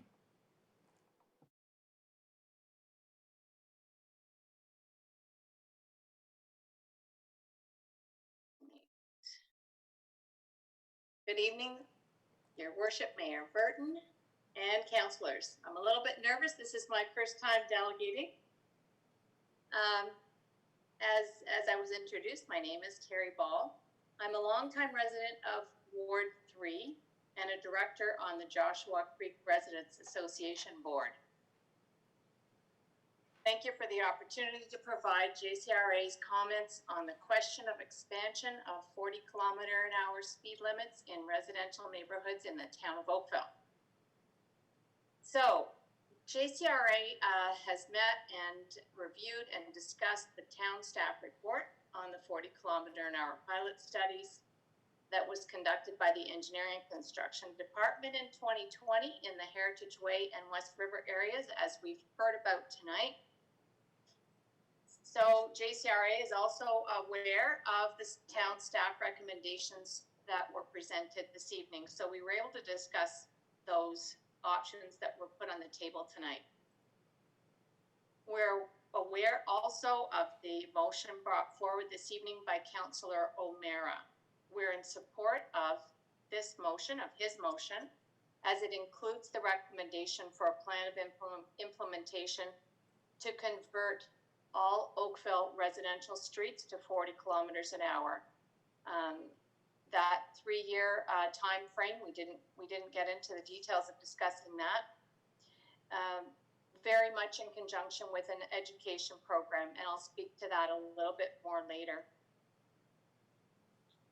Councillor O'Meara referenced a case study that was done in the United States, which indicated that speeds were reduced significantly in their pilot programs when implemented in conjunction with something called a pace car pilot program, which I thought was interesting, and I did a little bit of reading up on that, as well as additional signage. Speeding on residential streets is a serious concern for our residents. We hear about it all the time, as you do, I'm sure. It is a consistent question at our annual meetings, and we hear from individual residents throughout the year. People are really concerned about speeding. I'm sure that all of you as councillors hear similar concerns from residents in each of your wards. JCRA's position is in favor of the expansion of 40-kilometer-an-hour speed limits throughout Oakville residential neighborhoods.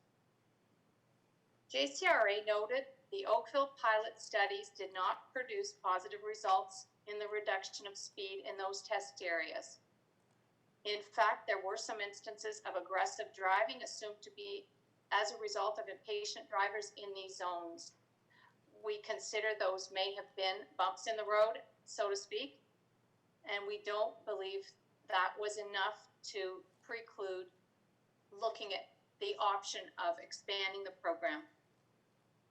We believe these results may have been affected in part by the narrow limitations of the pilot areas.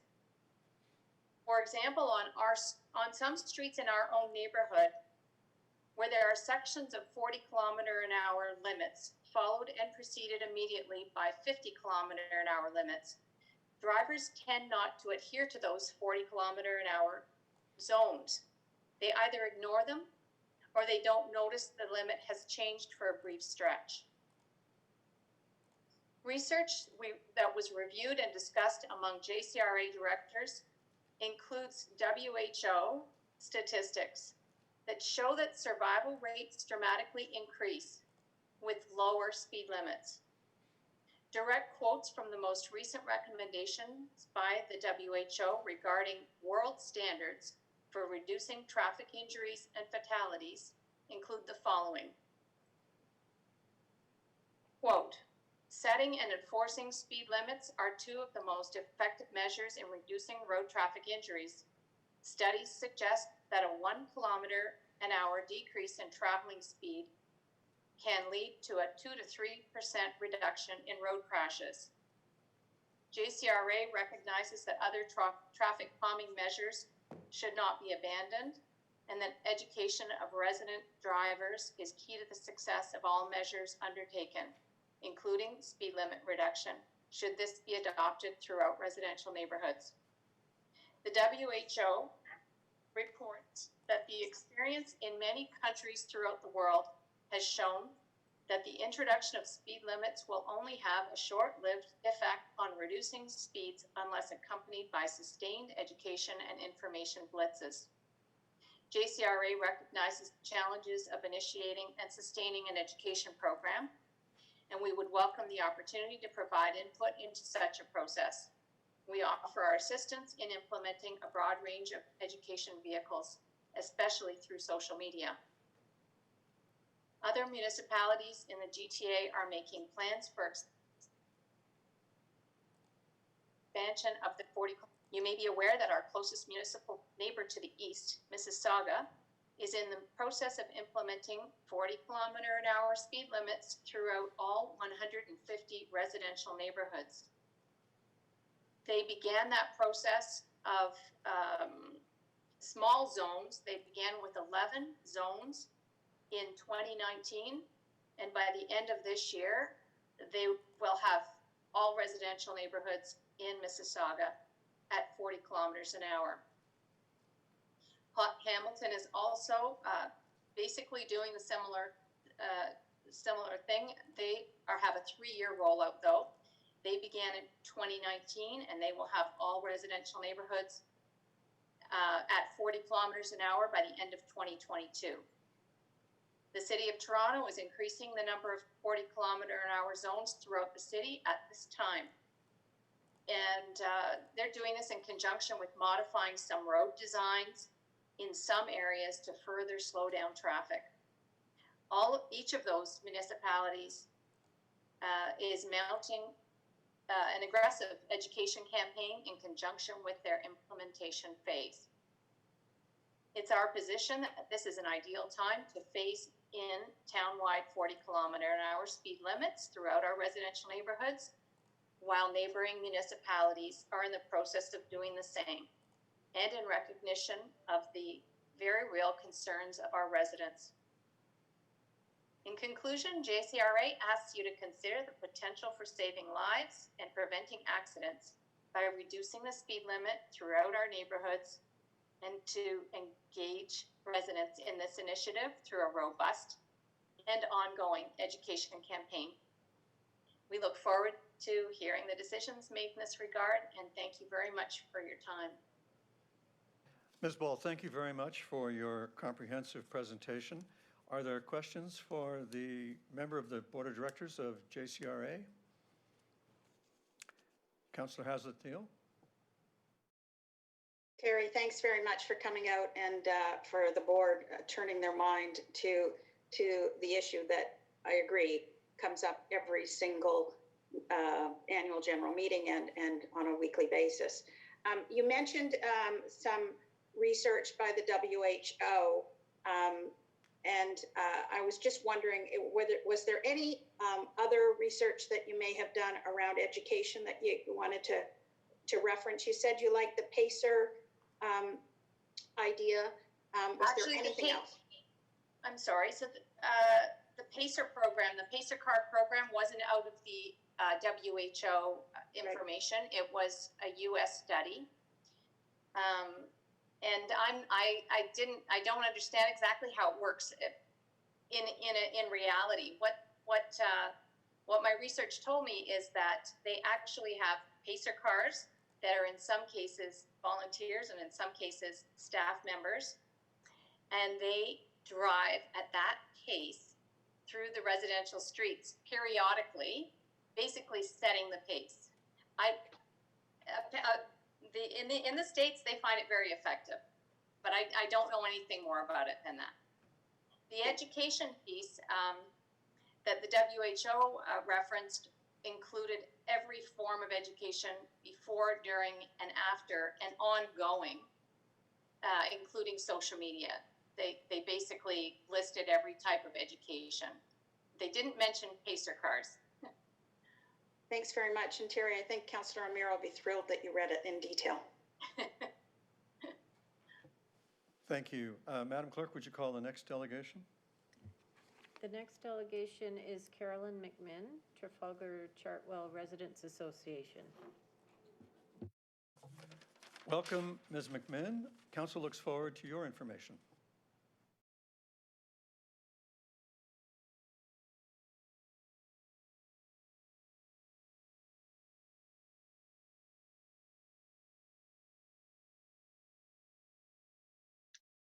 Good evening, everyone. I'm not sure if you can hear me. My screen's gone blank, but I'm hoping people can hear me. We hear you very well. Please go ahead. Excellent. Thank you, Your Worship. So, Mayor Burton and members of Council, the TCRA is keenly interested in this issue, and I'm delegating on behalf of the TCRA this evening to emphasise that point. It is something we hear about at every AGM and just about every interaction we have with our members and the families that live in our area. We'd like to congratulate the staff on an excellent report, and we would particularly note the staff's observation that future implementation of a 40-kilometre-hour zone should be considered in conjunction with complementary measures, such as redesigning roads, other engineering measures, enforcement and education. We strongly endorse this observation, and we also strongly support the implementation of the automatic speed enforcement and administrative penalties where possible. Saving lives is paramount and preventing accidents and injury too. The TCRA would like to also volunteer to help with getting residents to be educated and respond to any requests for information and requests for responses to surveys in order to achieve this end. So thank you again for your time this evening. I didn't want to reiterate everything everyone else has actually said because the TCRA is actually in agreement, especially with Terry Ball. Thank you. Thank you, Ms. McMinn. Questions, Council? Seeing none, Madam Clerk, would you call the next delegation? Oh, wait, Councillor Hazat-Deal, second thoughts? You have the floor.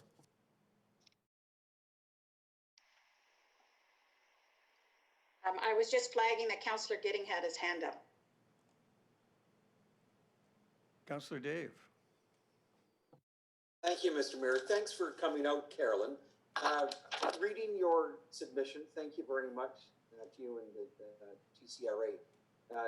You talk about strongly endorse the observation, and so you're endorsing the 40-kilometer, the potential move to that as well, correct? Correct.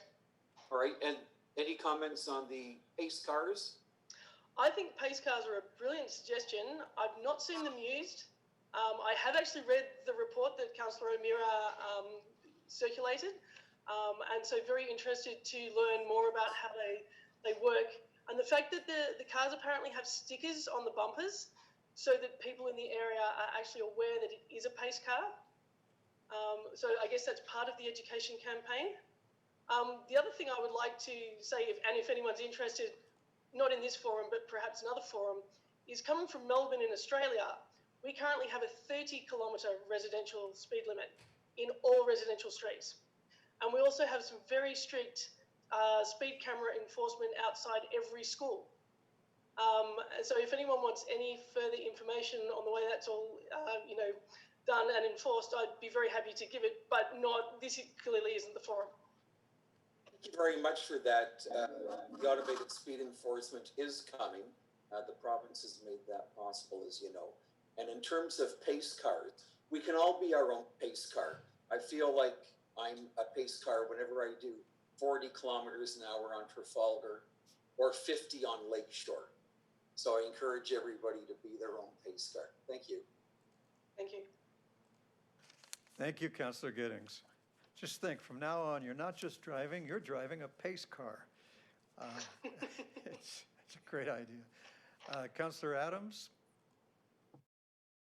Thank you very much. I just wanted to ask a question of you with respect to the terminology of what's a residential street and which types of streets would you include within the 40 zone. We've got arterial roads, we've got minor arterial roads, we've got roads like Lakeshore that kind of fall in between somewhere, and then we've got roads like Trafalgar and Chartwell, Maple Grove, all of those. Which of those kind of roads would you include in the 40 and which would you not? Me personally, I would include the ones that are not, I think, is it called minor arterial? I'm not an expert in this area, but I believe roads like, say, Chartwell, Cornwall definitely not, and Lakeshore definitely not. But the Chartwell Road, Maple Grove Road, I would definitely include those in the 40-kilometre zones. Thanks so much. All right. Okay, Madam Clerk, would you call the next delegation? The next delegation is Nancy Robertson from the Chartwell Maple Grove Residents Association. Welcome, Ms. Robertson. Council looks forward to your information. Good evening, everyone. Good evening, Mayor Burton, councillors. My name is Nancy Robertson. I'm here as president of the Chartwell Maple Grove Residents Association. My colleagues at JCRA and TCRA and West River have done a very good job of expressing many of the opinions that CMGRA had. So what I'd like to do is just remind everyone on council about the magnitude of the issue. Again, I know that this has been mentioned already, but in the 20 years I've been going to public meetings, I can't believe the number of times that residents speak about speeding on their streets. All you have to do is drive around a little bit and see all of the slow down signs on people's streets. It's obviously an issue that's been going on for some time. On a personal level, I live on Constance Drive. We're I would call it, I don't know, Dave, would you call it, a through street to the high school. There are no sidewalks on it, and I know that I've lived here for 13 years, and I've been working to get something done about the speed on the street. It's actually, more difficult because it's a speed and volume of traffic combined. We've had 2 traffic studies. The first one was in 2012, another one was in 2016, and there's some 3,000 cars going down Constance, which is a residential street, and at a speed, this average speed was 57 kilometers per hour. There's no question this should be a street that the speed limit should be at 40 kilometers an hour. Children ride their bikes and walk to school along here. But I actually am, on behalf of CMGRA, I am here tonight to delegate and be in support of the town reducing the speed limit across all, whatever you call them, minor tertiary roads, whatever, but all residential streets to 40 kilometers an hour. I endorse the fact that we're going to need a huge education component. CMGRA is willing to do whatever we can to further that. And I think I've been told many, many times over the years that the issue with reducing speed on residential streets has to do with enforcement. But, quite frankly, I think the residents in this community and in this town are tired of hearing that. I mean, they obviously worry about the speed on the streets, and I really love to see this town council actually move forward with something that's actually going to be, a strong change. I'm really happy to see our neighboring communities reduce their speed limits. That's perfect. That sets the tone for Oakville. I think there's all sorts of ideas that can come from across the world. In New York City, they paint huge signs about speed limits right on their roads. I don't know how expensive that is, but certainly from an education perspective, that would grab people's attention. And I think in real estate, paint is the easiest way to change the look of something and get people's attention. So, the other point I would like to make is that, at 50 kilometers an hour, a pedestrian or a cyclist could actually be killed. At 40 kilometers an hour, the reduction in speed will reduce the level of injury for our residents. And I think that's an important point to note. Regional Councillor O'Meara, we certainly endorse your recommendations. I'm not sure about, I didn't have enough time, and the board didn't have enough time to even discuss anything else that was added to it tonight. But we certainly endorse those. We'd like to see it happen a little bit faster than 3 years, if at all possible. Thank you very much for allowing me to delegate tonight. Thank you very much for bringing the views of Chartwell Maple Grove RA. Councillor Adams has a question for you. Thank you very much. So recognizing that the report shows that there's very little change in speeds just by changing the speed limits, and it's going to require some funding of serious changes on a road to make people actually slow down. What kind of spending do you think would be appropriate to make that happen over time? So you said you want it to happen faster than 3 years. If you actually want the speeds to come down, we would have to fund changes on roads to make that happen. Yes, and I have absolutely no idea what any of that could cost, Councillor Adams. But I would certainly, obviously there's going to be pushback from residents about spending too much money. However, people need to be reminded how often this comes up in public meetings. And yeah, 100%. We hear it. We as council members, we hear it all the time for sure. Yeah, so we would, I'll fundraise, Councillor. Well, having heard some delegations from your neighborhood, I know some of them are a little bit worried about tax increases as well. So thanks very much. Thank you, Councillor. Any others? All right.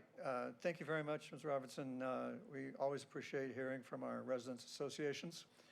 And now, Council, you have been given a copy of everything in one go. I have a hand from Councillor Robertson and then Councillor O'Meara. Councillor Robertson.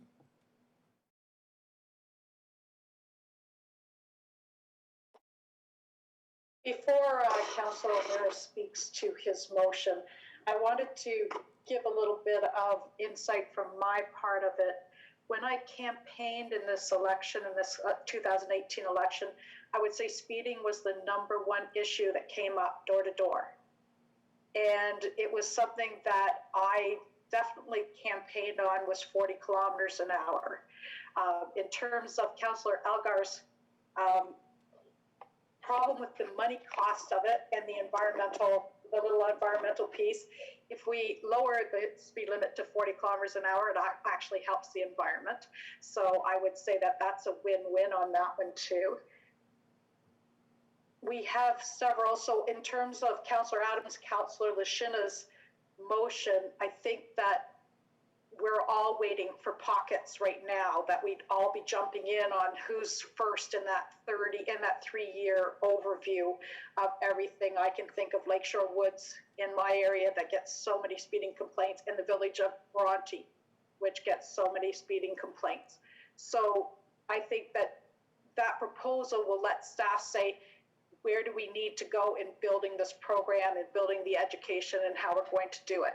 But I support both Councillor O'Meara's motion and Councillor Longo's addition to it, because I think that that is going to be a great, when they're semi-fixed and we can move around to different, you know, and cost-wise 4 versus 7, 4 might be the starting point, and it will build as we get the money for it. So I support both of them. Thank you. All right, thank you, Councillor. Councillor O'Meara, and then Councillor Longo. Thank you, Your Worship, and I would like to thank my council colleagues who have given some time and input into the motion currently.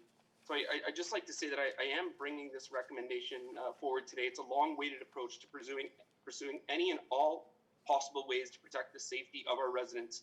And currently, over a dozen municipalities in Ontario either already have 40-kilometer-an-hour speed limits on the residential roads, or they're in the process of doing that.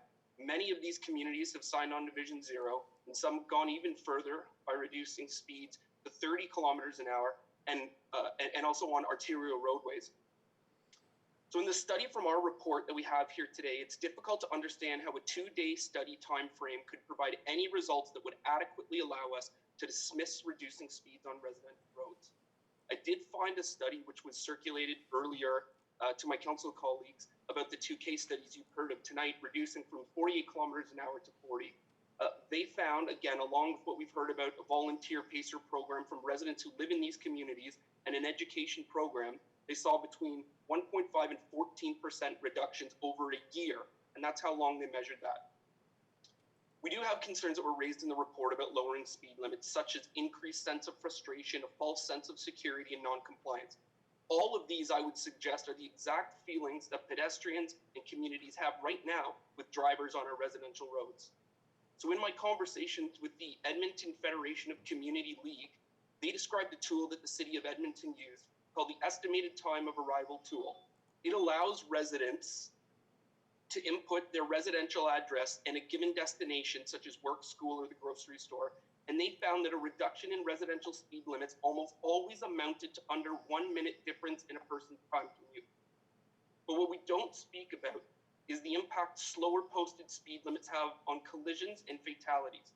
In Oakville, we're fortunate enough that we don't see some of the horrific numbers in our neighboring regions, but we're not immune to this, and they happen at various levels across the town. In 2012, the Office of the Chief Coroner of Ontario conducted a pedestrian death review of all deaths from 2010. It found that 67% of these deaths occurred on roads with speed limits 50 kilometers and above, and only 5% of roads under 50 kilometers an hour. It recommended adopting speeds of 30 kilometers an hour on residential streets and 40 kilometers an hour on all other streets. The probability of a fatality is directly linked to speed. A pedestrian struck at 50 kilometers an hour has less than a 20% chance of survival, and that changes to 50% at 40 to 45 and a 90% chance of survival at 30 kilometers an hour. The reduction in speed also prevents collisions from occurring. It's estimated that for every 1.6 kilometers an hour in speed reduced, the frequency of a pedestrian motor collision is reduced by 5%. And a study was recently conducted in Toronto that found that residential streets with speed limits of 40 kilometers an hour, when changed to 30 kilometers an hour, saw a 28% decrease in pedestrian motor vehicle collisions. But there's no one silver arrow, and we have to continue doing the traffic calming and road enforcement that we're doing. We must pick up the pace on education, and I'm happy to see that in my preliminary conversations with the Halton Regional Police Force that safety is one of their strategic pillars as well. And they were happy with the conversation around this policy and thought that a phased-in role would allow them the time to assist in an educational enforcement pilot with our town staff to use our synergies to bring about the change we need. The goal here is to change our culture. It's to move our living space outside into our communities and get to know our neighbors and do so feeling safe. Most importantly, is to begin the conversation with drivers that our residential neighborhoods must be livable and safe. So I thank everyone for hearing me out, and I hope to have your support this evening. Thank you, Worship. Thank you, Councillor O'Meara. The next hand is Councillor Elgar, and then Giddings, and then Hazlitt. Well, I'll make a list. Thank you. Through Mayor Burton, I heard everything Sean said, and I heard everything anybody else said, and I have to agree. In the last 21 years of being on council, that is number one issue is speeding. But it's not just in Oakville, it's every municipality. The staff did the study and they put the signs up. What is obvious is that the signs are not enough. Putting up signs everywhere will do nothing unless we have something different. And education is good, but the one thing that does work is hitting people in the pocketbook. Like, we need some kind of enforcement. I don't know whether it's got electronic that we can do. And I'm interested in that, to hear back from staff of, if we do electronic, how much of the money do we get back in our pocket, or does it go to the province or the region? But I agree. I'm all for 40 kilometers an hour. I just want to know what the cost is, but I really want to know what are we going to do to make it work? And if you talk to the Halton Regional Police, you'll find the speeders they're catching are the people that live in the area. Like, they're not all from out of town. They're people that live here. They're people on your street. So I'd love to see 40 kilometers on residential streets. I just want to make sure it works. I don't want any false sense of security. It didn't work on Heritage Way at this point. And, in King's College, we had a lady sent in, and she's lived there for 18 years, and the speeding is crazy on that particular street.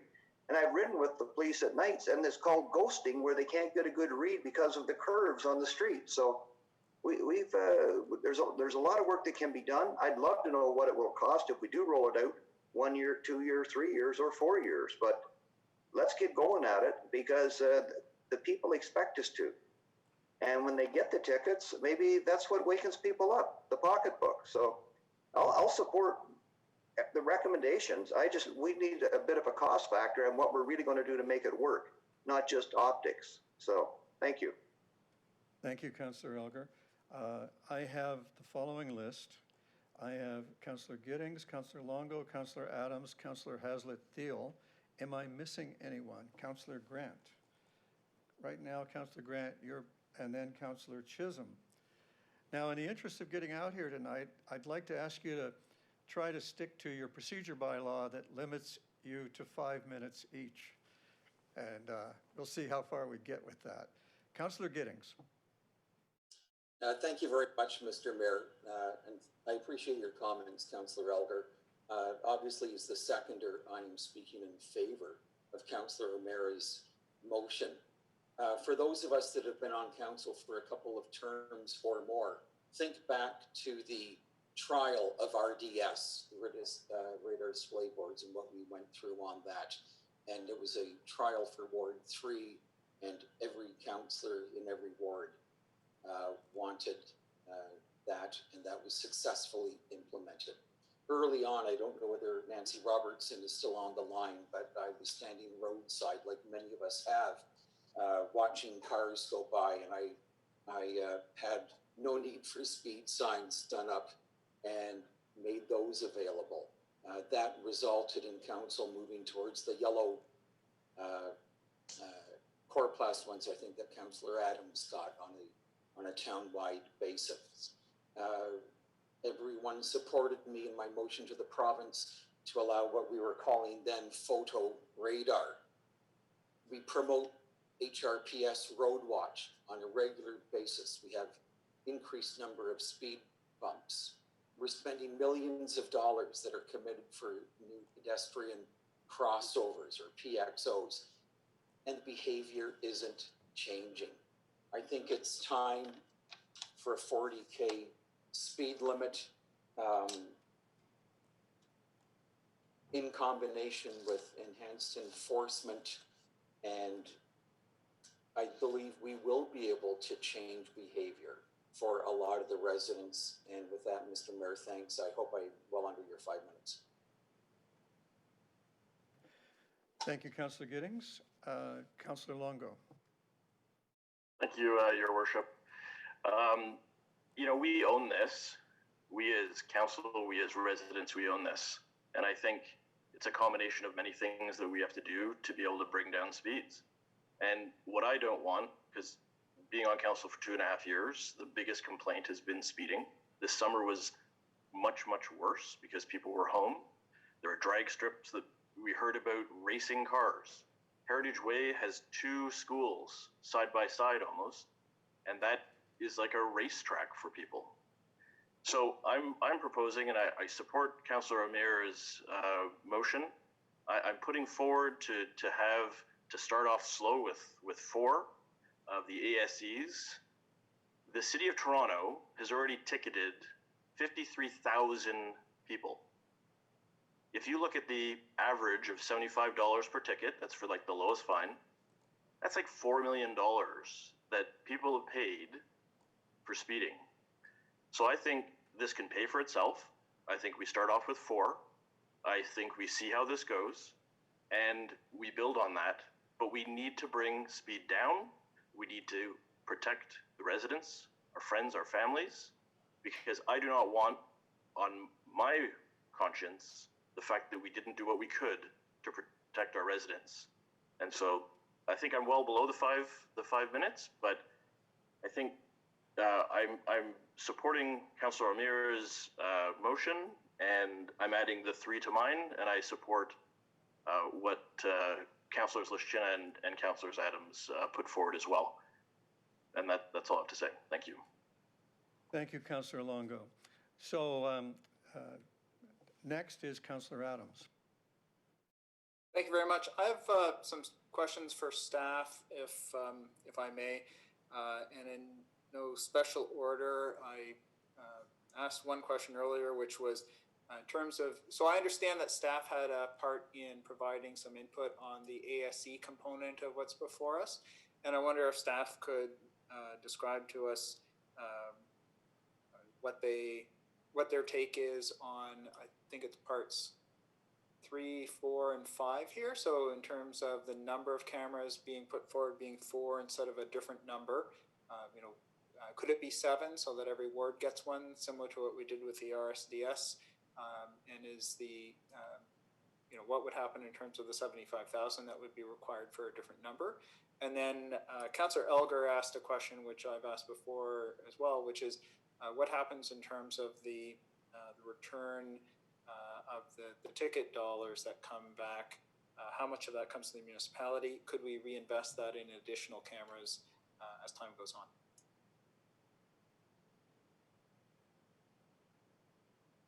Madam CAO, do you want to direct this, or shall we let's turn to Director Jill Stephen. Ms. Stephen. Through you, Mayor Burton. With respect to the number of cameras, staff are proposing to start with 4, and that's been based on a review of the number of tickets and offenses that we would expect to become based on the current speeds in our community safety zones and the number of vehicles that go through on a daily basis at those speeds. Also looking at the capacity that we would have to manage those tickets, to process them, and to go through all of that, those back end processes. So that number was chosen based on that. We are looking at right now under the POA, or Provincial Offences Act, process for the tickets, because that's what's available to us. So those costs and numbers are based on that. If the province does move to an administrative monetary penalty system, then those numbers may change in the future, and we could look at additional cameras at that time. The program would not likely be cost neutral. It would be a net expense to the town to run the program, just based on the cost that we have in terms of paying for the processing of the tickets for the rental of the equipment, the lookup fees, all of that stuff. All of those components. And so purchasing more cameras would not necessarily increase the revenue to the town at this time. And how often, sorry, not sure if we had feedback there. How often can the cameras get moved around so that there's distribution of the cameras across town? Through you, Mayor Burton, we were looking at rotating them on a 3-month basis, I believe at this time. And I would just add also to say that we have the 23 community safety zones, and so they would be moved throughout those, as opposed to on a ward by ward basis. We were looking at allocating them through the community safety zones. So over the course of the year, almost every one of those community safety zones could see a camera for a couple of months. Or that's correct. Over a course of 2 years, perhaps every site could be visited. Okay, and then in terms of the cost to get to an actual 40-kilometer hour rate of speed on our residential streets, instead of what I'll describe as an aspirational 40-kilometer hour, what would it take?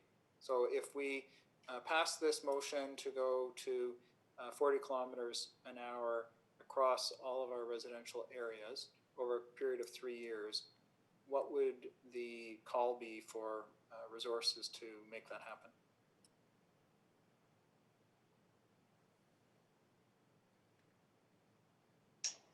Through Mayor Burton, in our report in 2016, we estimated the cost at that time at $80,000 to sign all of the local roads. So not all of the residential roads, but all of the local roads at 40 kilometers an hour. As council is aware, the town has grown since that time, so we do have more local streets. And as we've heard some of the feedback that more signs would be better, I would say that number was a low estimate based on we're sort of replacing 50s with 40s at that time, and not an enhanced signage program. And it did not include any minor collectors or major collectors. It was local streets only. So we would need to come back with an updated cost estimate for council. So that's only the cost of the actual signage. What I'm getting at is in the motion before us is a part that says working with HRPS and any other complementary measures deemed necessary. And in terms of the original staff recommendation, it was to come back with complementary measures aimed at speed reduction in these areas. What does that mean physically? Does that mean some kind of traffic calming measures are going to get put in place, and what's that going to cost, particularly if we end up having to do it all across town?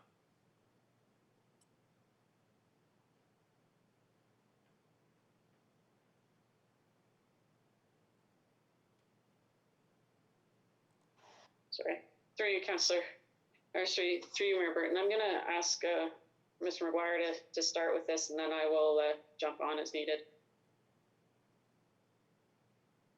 For you, Mr. Mayor. So some of the complementary measures that we talked about, first of all, well, Councillor Adams, you mentioned physical options. We talked about traffic calming. And as you're aware, we do have a budget already set aside for an annual traffic calming program in the order of $400,000 for 2021. The other measures that we're talking about would include education programs, sort of outreach programs with impacted neighborhoods. Difficult to put a dollar figure on that at the moment. And the third component would be working with HRPS and enforcement. So I wouldn't want to speak on their behalf in terms of how many resources and what kind of dollar value that equates to for increased enforcement. So the answer is we don't really know how much it's going to cost.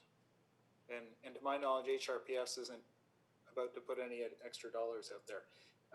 All right, and then my last question for staff is in terms of the motion that's before us, specific wording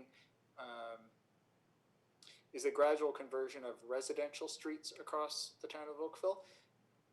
Is that a specific enough terminology, or do staff suggest a better terminology in terms of local or collector roads in residential areas? So I want to know, are we talking about all roads across Oakville, or is there something different? So I'm trying to get, are we getting all the collector roads? Are we getting the Glen Ashtons? Are we getting the North Ridges? Which roads are in, which roads are out? Through you, Mr. Mayor, yeah, the term residential doesn't exactly align with our terminology. I think Jill touched on it earlier, where we talk in terms of local roads and then going up the hierarchy to minor collectors and collectors. I think somebody used the example earlier tonight, something like a Chartwell or a Maple Grove would be a collector roadway. And then we're into minor arterials and arterials. So I guess we would ask for clarification from council whether you're talking about local roads and minor collectors. Okay, that's all my questions. Thank you, Your Worship, for allowing me to go through my questions. I'm a little bit concerned about some of the terminology. I fully recognize the direction that we're trying to get to, but I do wonder whether we need a little bit of time to be able to have our staff come back with a more complete program in terms of how this would actually work out. So maybe staff, while they answer questions from other people, could think about in terms of how they might come back and report back on the plan to do this. So if we passed a motion that said develop a 3-year plan, when would they come back with that plan before they'd actually roll it out, or how would they roll it out? Maybe staff could answer that question, but I'm not sure if they're ready to answer it right away or not.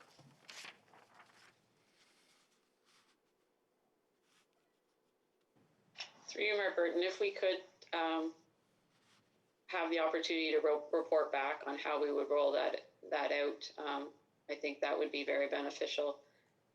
We have colleagues in other departments that we would need to work with as well in order to develop the program and understand the impacts on their workload as well, in terms of what kind of timeline we could achieve whatever is recommended by council tonight. Thank you. Your Worship, I wonder if we might consider drafting an amendment to the motion that's before us to ask staff to report back on the process by which they would move forward with this. Councillor, thank you for the time that you gave to your questions. I think it's time to move on to another member.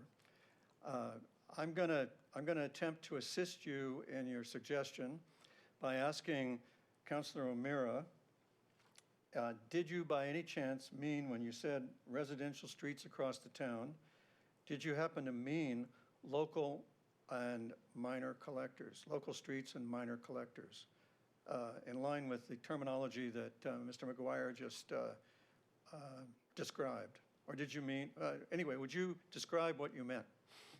You're exactly right, Your Worship. My apologies. Yeah, residential was meant local and minor collectors. Thank you. And did you mean, when you said develop a 3-year plan, did you mean for the plan to come to council for approval before it was rolled out? I did not know, Your Worship, because we continue to do that. We continue to get reports back, and we continue to approve. This would be the directive to staff to do this, but to report back on how they're going to do it, not for us to then, fiddle with what the professionals are saying. This is how we should do it. The professionals say this is the way we should do it over 3 years. Then tell us how, and then go and do it. But I would not be seeking permission again on top of this meeting. This meeting is the one where we need to direct staff to go and come back and let us know how they're going to do it. Thank you for clarifying that. So, council, would you please write in or read in where it says in item number, in Councillor O'Meara's number 3, where it says residential, you could put local streets and minor collectors, to clarify that for Councillor Adams. Okay, now we're going to turn to Councillor Haslett-Deal. Thank you, Mayor Burton. And thank you to all my council colleagues for the great questions. So I just want Director Stevens to just confirm what I heard. 80,000 was the low estimate of changing the signage to 40 kilometers in neighborhoods. We've had growth. We want more signs. So, you know, somebody that ballparks it might say, we're 160,000 if we doubled that to change the signage alone. Is that, did I misunderstood the 80,000 is changing the signs? Mayor Burton, no, that was correct. It was swapping out one sign for another, with some additional signs, but not a lot. The majority was swapping the one for the other, and it was on local streets only. So it does not include the minor collectors that Councillor O'Meara has clarified he would include in his motion. Okay, so when I hear the concerns about costs, and we all need to be fiscally responsible, and we know that, those dollars don't strike me as a deal breaker in any way, shape, or form. I do have a question for Councillor Knoll in regards to, and his new position as chair of the police board. Is there an opportunity for we haven't heard from the police in quite some time at town council in regards to their speed enforcement and how speed enforcement is proceeding, and maybe even some metrics around how many hours they're dedicating to it and how many tickets they're actually generating. Is that something that you could make happen to come to council so we have a little bit more detail? Because that is the other concern that some residents raise is, so we're going to do this, but what happens with enforcement? And they don't really have the backstory about how hard the police may be working in this area. So could you assist us with that? Worship, can I respond to that? Councillor Knoll, of course. Sure. Can you hear me okay? Good. I'm having serious internet problems. I'm sorry. I'll try to speak up, but to Councillor Haslett-Deal, thank you for the question. In fact, what you're requesting is something that is already on my agenda. I'm certain that my predecessor, who did the yeoman's job in the position prior to me, had also had those plans. We've had the police come and visit us from time to time to speak of these issues, and this certainly is on my work plan to arrange that in the very near future in Oakville, as well as the other 3 municipalities of Malta region. So you have my commitment. I will make sure that happens as quickly as possible in the next month or so. Thank you, Councillor Knoll. I guess my only other comments, because I think everybody else has raised the points very well, and I'm very appreciative of the residents' associations that came forward to speak up. At the end of the day, it comes down to our ability to implement change and to change the culture, as Councillor O'Meara said. And when I read the reports, and then I went back and read more reports and more reports, I think it's time to put a stake in the ground and say, it's time for change. And it's time to say that going slow in residential neighborhoods is your commitment to your neighbors, to protect their kids and to protect our walkers and our cyclists and each other. And yes, it will take a united effort to make that cultural change. But even in the staff report, they reflect that, making the change is a precursor. And so we have to be prepared for the next step and the next step, and to sustain our commitment to the change. I will be supporting Councillor O'Meara's motion, Councillor Duddeck's. I will say, however, I will not support Councillor Adams and Councillor Luschina's addition. I believe that we cannot have individual neighborhoods called out in this report. We already had a test. We already have, we want a commitment to going to 40 across the town in the local roads, individual neighborhoods being added to this. While I understand the pain and I really want to add my own, I don't think that's what this is. We're all in, and we need to do this as a group and come forward with a strong position that we are going to benefit our community by being united. Thank you. Thank you, Councillor. Councillor Grant, it's your turn now, and then Councillor Chisholm, and then Councillor Palmer. Thank you very much.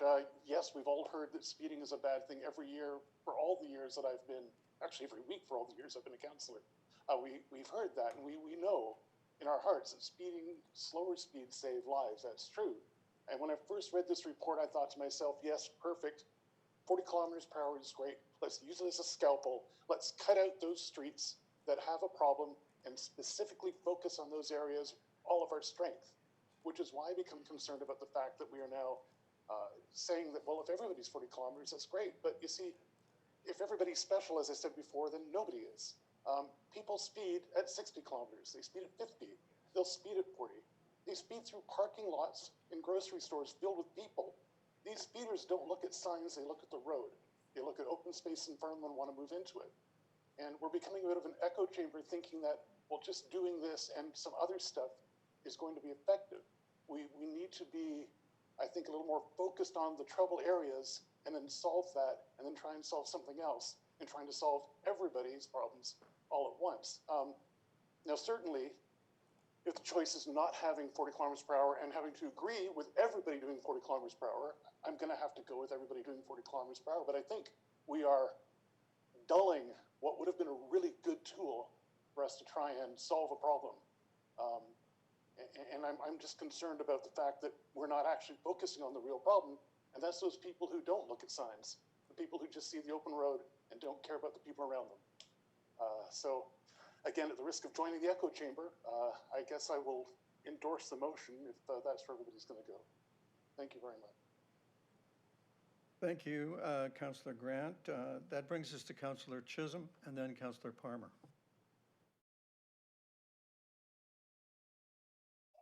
Just a comment, Your Worship, and also some clarity with respect to the procedure.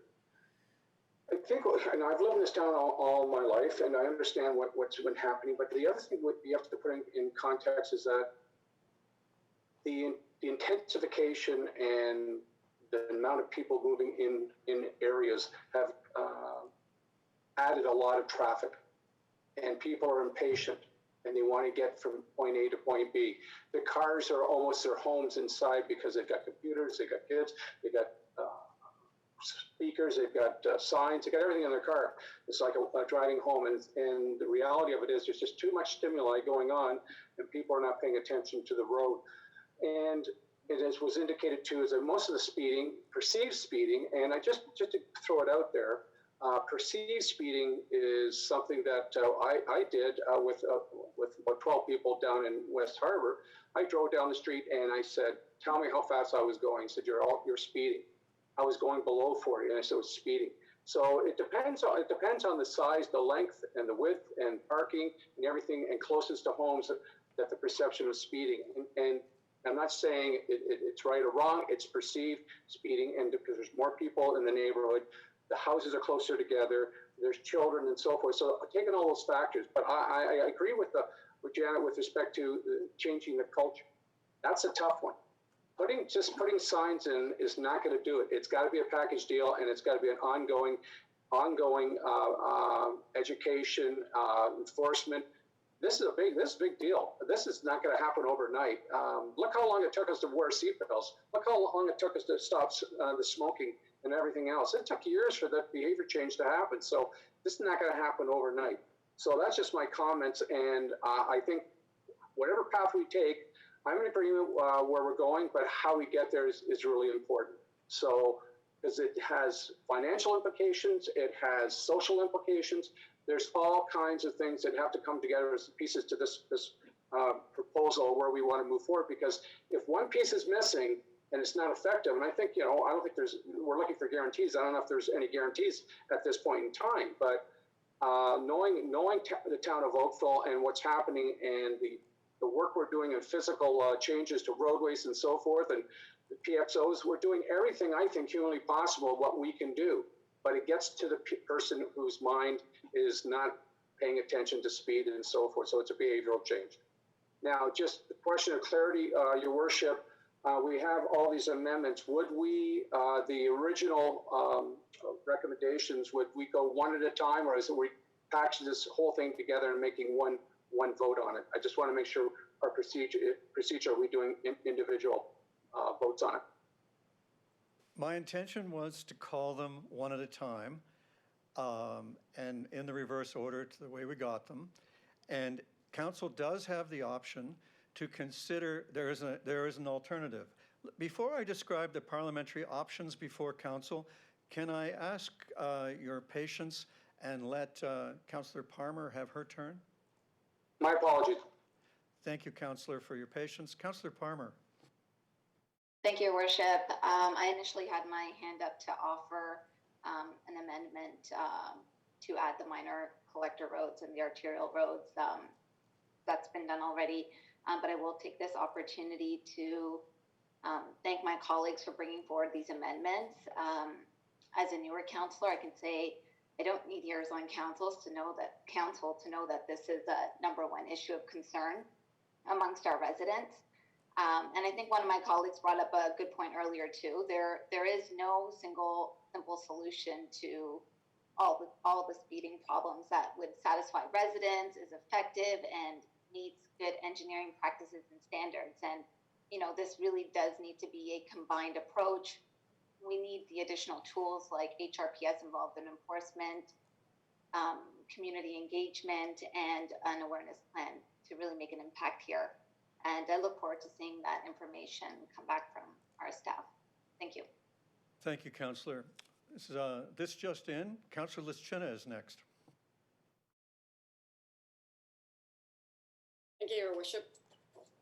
So lots of different comments here, absolutely. And I too have heard the issue of speeding.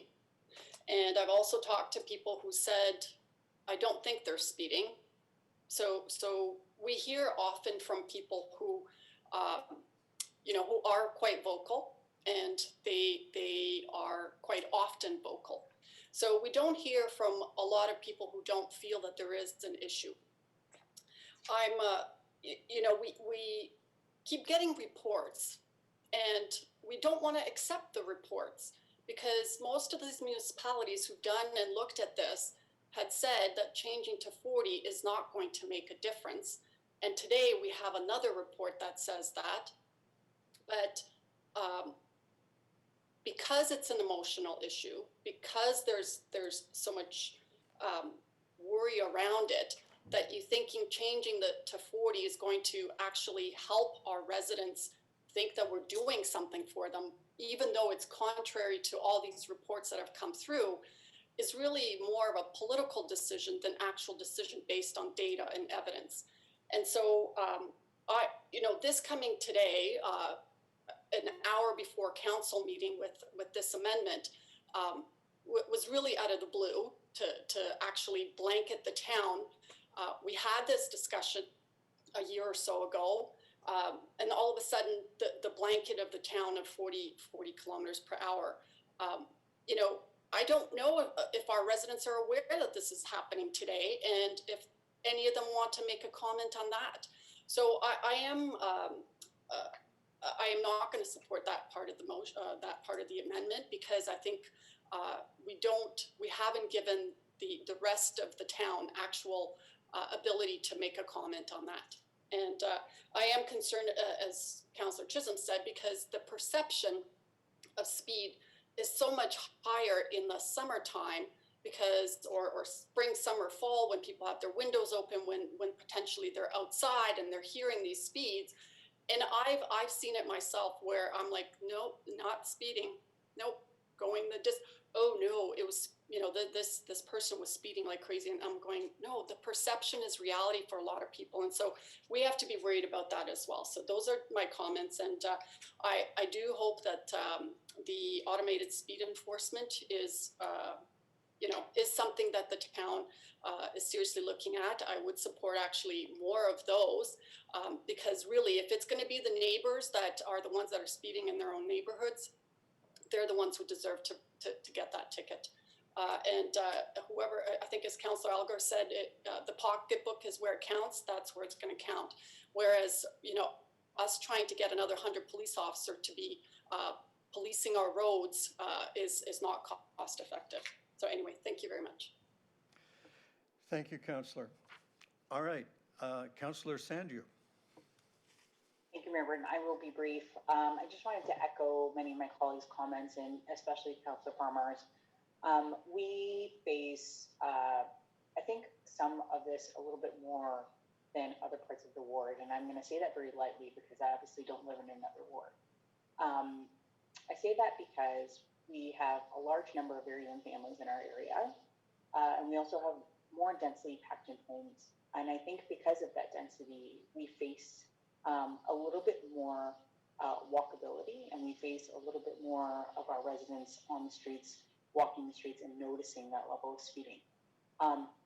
Again, this is a learning experience, and I think it will continue to be a learning issue for all of our residents across town. And I can't remember exactly who was saying it, but it definitely is our neighbors and our friends that are speeding within our subdivisions. Nobody is coming from out of town just to come here and speed for us.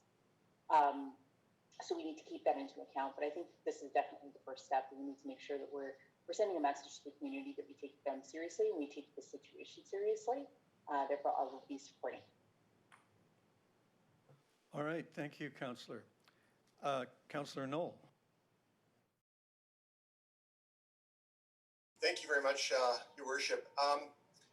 First of all, I want to ask a point of clarification. So I know there was a comment made by Councillor Adams about the staging, I guess, of Councillor O'Meara's proposal. So I just want to get clarification on what the intent was. So I fully hear what Councillor O'Meara is saying, that he wants to get off the pot here, so to speak, and get the policy going.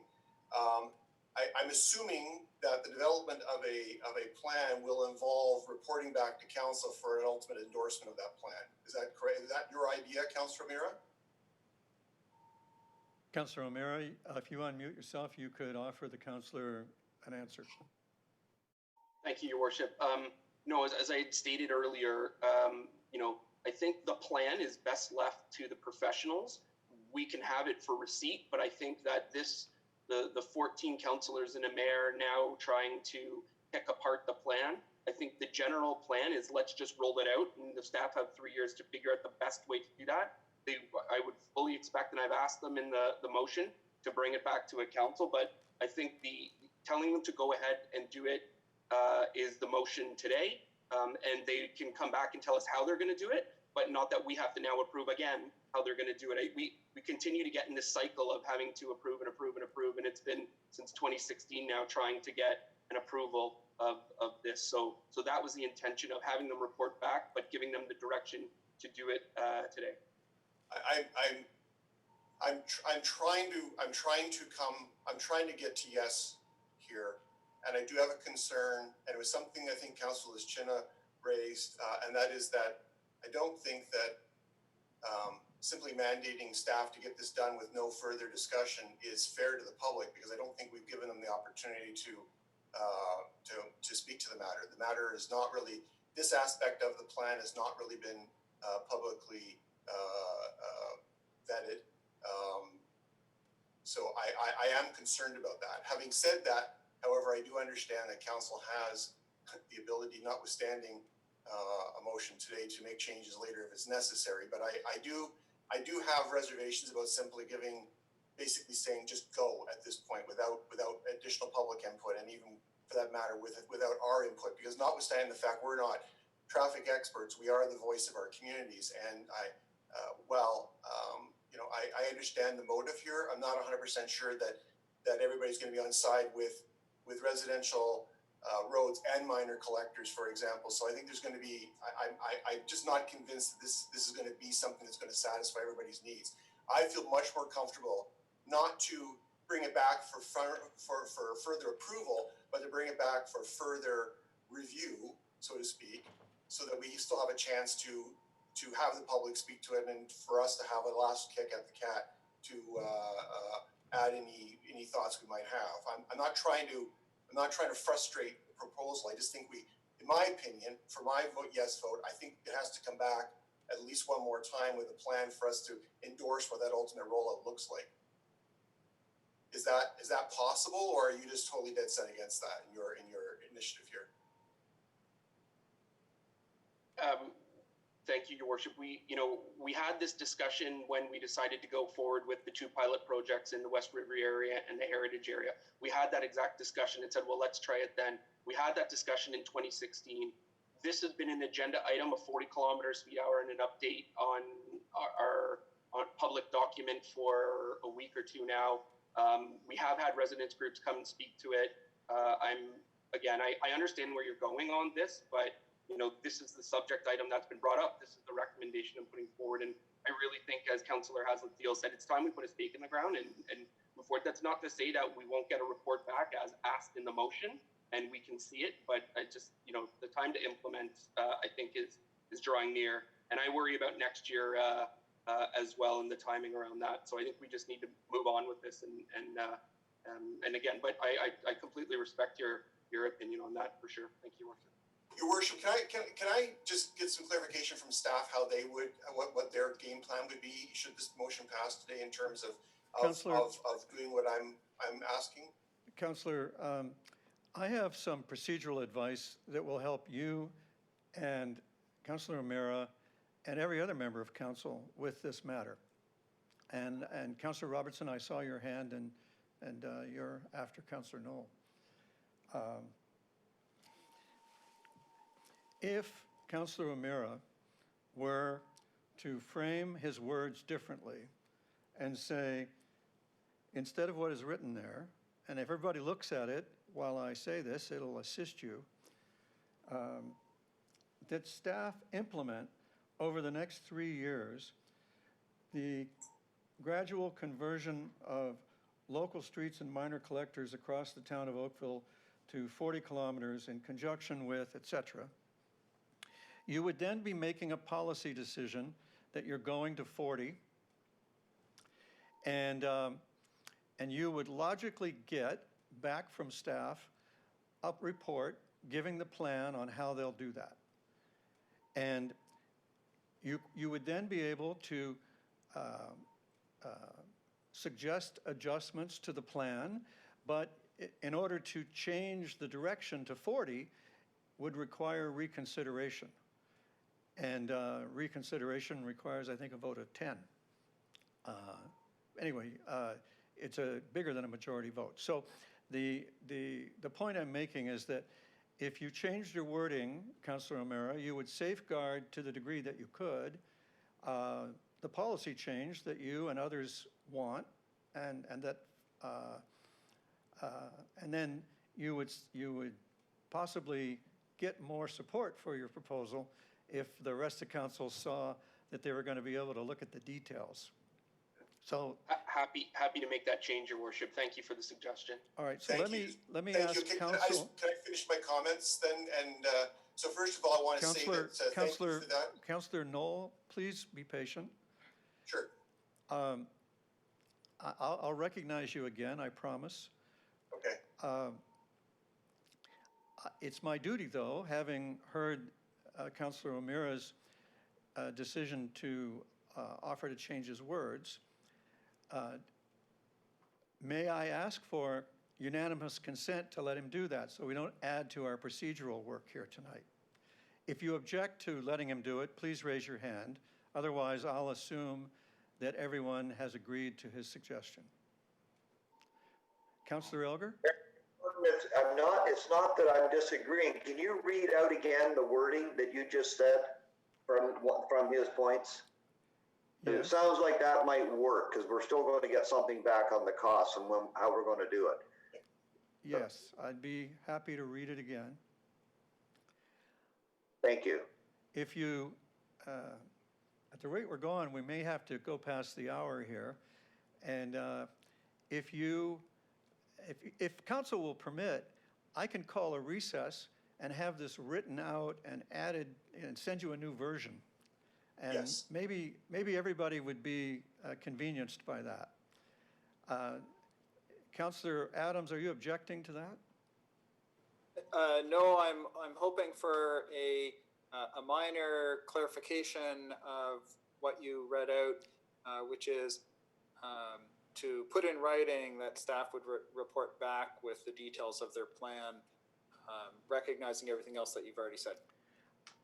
Councillor, that was my intention. Perfect, thank you. So that's why I want a few minutes to try to craft something that might satisfy all sides of this question. You know, it's always a challenge, but I'm going to give it a try. Councillor Duddick. Thank you, Worship. Given that I moved the motion and it was seconded by Councillor Chisholm, these amendments that are being presented, just to make sure that the appropriate people get credit for their amendments, that will be, like, we're not just going to put them all in? Councillor, I actually have a cheat sheet here. I took down everybody's names, and I did that right after I made that mistake about about who seconded Councillor O'Meara's motion. So credit will be given where due to the best of my ability. Councillor Giddings. Thank you, Mr. Mayor. Before we have to get into it again, I'm just looking for Councillor O'Meara in terms of timing. Request for this report to come back. Without timing, it makes it somewhat difficult to give direction to staff.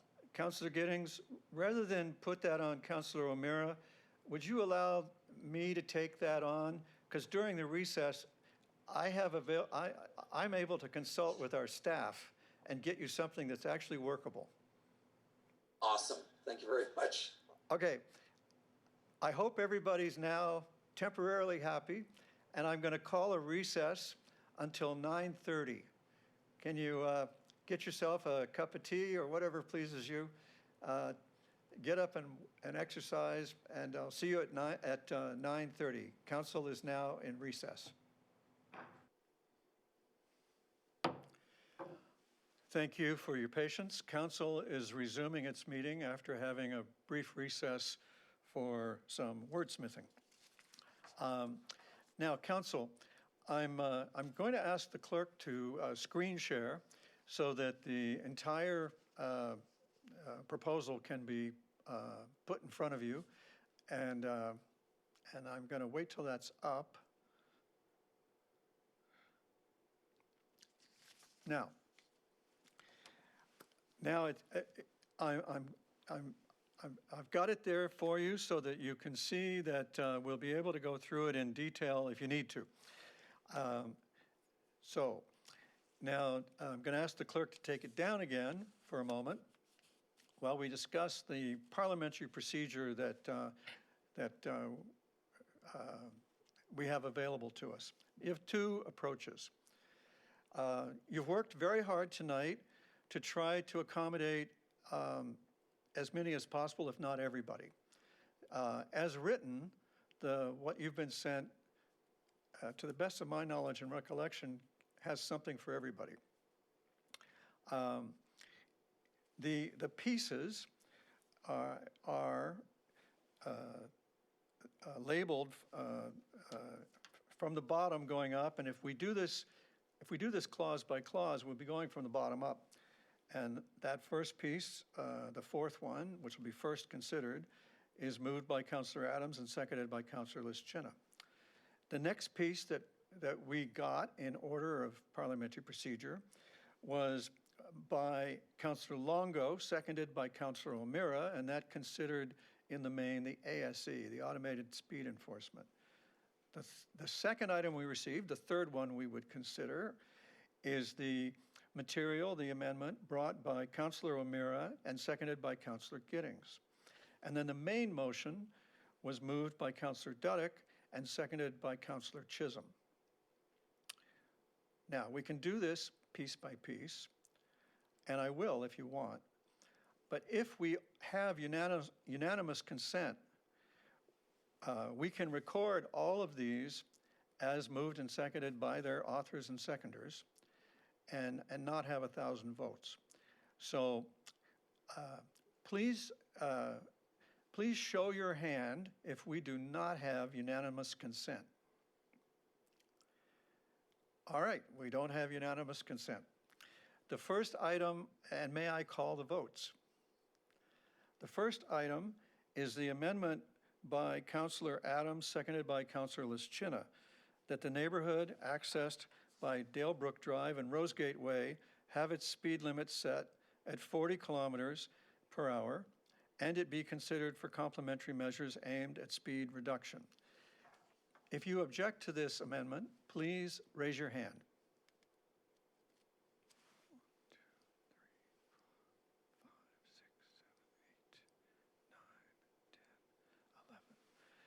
11.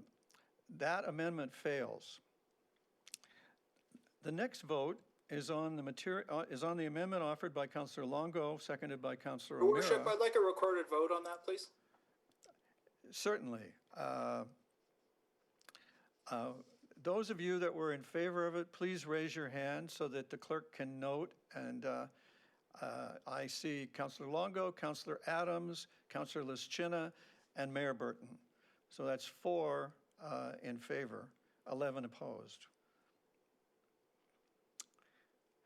The next one is by Councillor Longo, and this was that in anticipation of the minister including automated speed enforcement fines within the AMP legislative framework, staff be directed to design and install all necessary infrastructure required for the implementation of 4 semi-fixed ASE cameras by the end of 2021 within existing community safety zones, that funding from the Capital Reserve in the amount of $75,000 be approved to fund the above noted design and infrastructure installation, that staff be requested to report back in fall 2021 on the status of these locations as well as the overall ASE program. If you are opposed to this amendment, please raise your hand. Madam Clerk, I see no objection. The amendment carries. The next item is, as moved by Councillor O'Meara and seconded by Councillor Giddings, that the report entitled never mind, that's a mistake. That the, okay, it'll start at number 3 on your page. That council endorses a 40 kilometer per hour speed limit on all local and minor collector roads. Number 4, that staff develop an implementation plan to establish a 40 kilometer per hour speed limit on all local and minor collectors roads across the town of Oakville in conjunction with a comprehensive education program, working with the HRPS and any other complementary measures deemed necessary. And 5, that staff report back on a 2 to 3 year implementation plan in September of 2021. 6, that the implementation of the residential street speed conversions and education plan be funded through reserves. If you object to this amendment, please raise your hand. Your Worship, could we have a recorded vote, do please? Your Worship, I have a question of staff. Councillor Adams, I had your agreement to call the votes. I have a question of staff. Well, I think you're out of order, sir. Do you object to the amendment?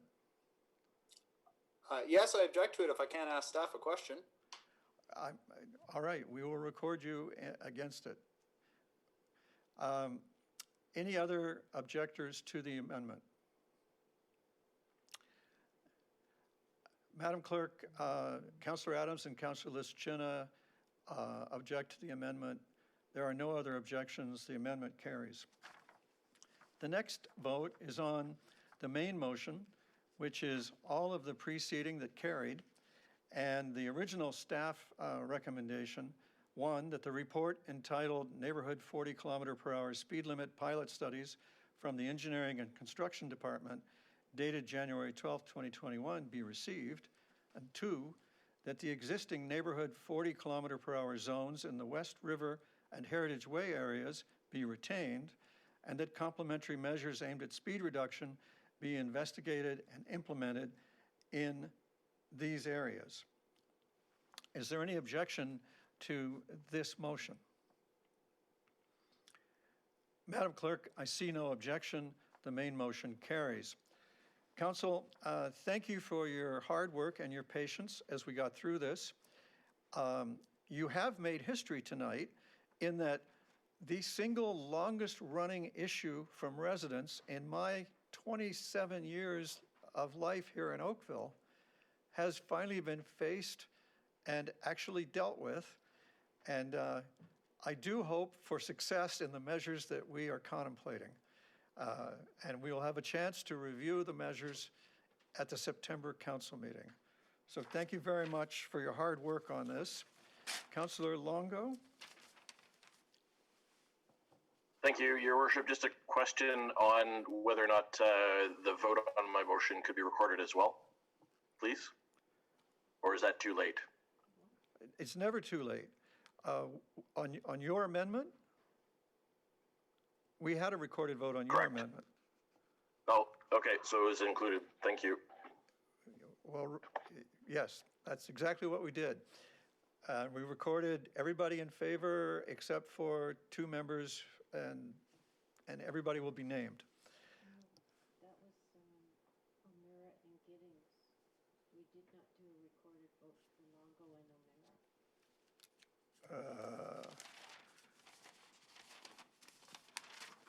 Just a minute.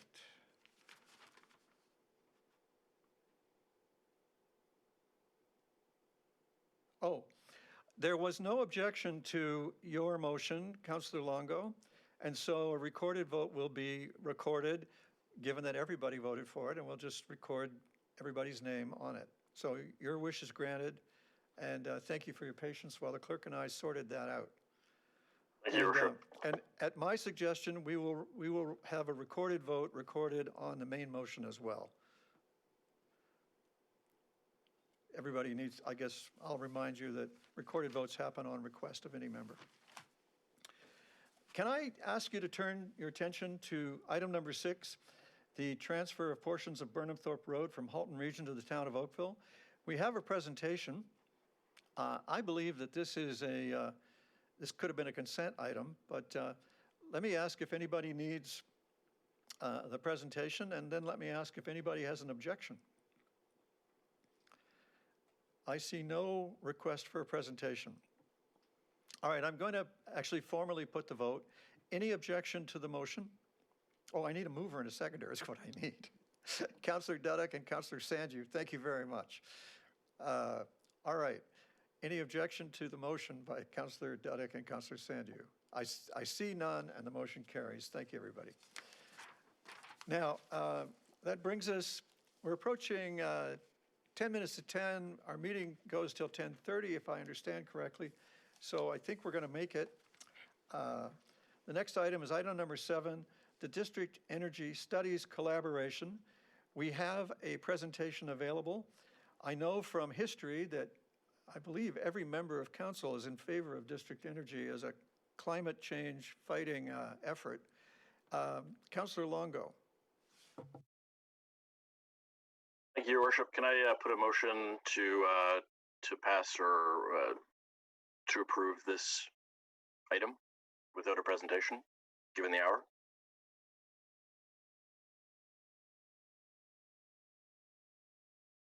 Your motion is accepted. Is there a seconder? Thank you, Councillor Sanju. Councillor Sanju, and I recognize you as a seconder, as I thank you for your assistance on the microphone. Is there any objection to the motion? Madam Clerk, there's no objection. The motion carries. Council, the next item is the notice of motion on updating Ontario's building code. This is by Councillor O'Meara. I provided a second because this is a long-standing project near and dear to my heart. And I have been, I regret to say, unable to make the province see sense on this. And I welcome Councillor O'Meara's effort to lead them to a new understanding of the issue. Councillor O'Meara, you have the floor. Thank you, Your Worship, and I won't, everybody's had a chance to read the motion, so I won't go over it again. We've seen some really great announcements, both at the Ford Motor Company here in Oakville in terms of electric vehicles, and even GM recently last week, over $1 billion in investment. I mean, this is the way we're going. We also know that 22% of all greenhouse gas emissions come from buildings. And the only way we can be true to our climate change emergency, be true to our community energy plan is to push for a large chunk of what we can do. And it is pennies on the dollar when you build the infrastructure in at the time of construction. When you want to retrofit EV chargers in homes and everything else, it's astronomically more expensive. So I thank you, Your Worship, for the assistance and seconding this, and hopefully we can have unanimous support for this one. Thank you, Your Worship. Thank you. Are there other people to speak for or against this motion? May I put the vote? I will ask for a recorded vote. Is there any objection? Madam Clerk, there's no objection. The motion carries unanimously. Thank you, everybody. The next item, number 9, is essentially good news, as I understand it. This is the Municipal Transit Enhanced Cleaning Funding, and we need a mover and seconder for this. Councillor Grant and Councillor Chisholm, thank you very much. Is there any, may I put the vote? Are there any questions? May I put the vote? Is there any objection to the report? Or the motion, I beg your pardon. Madam Clerk, there's no objection.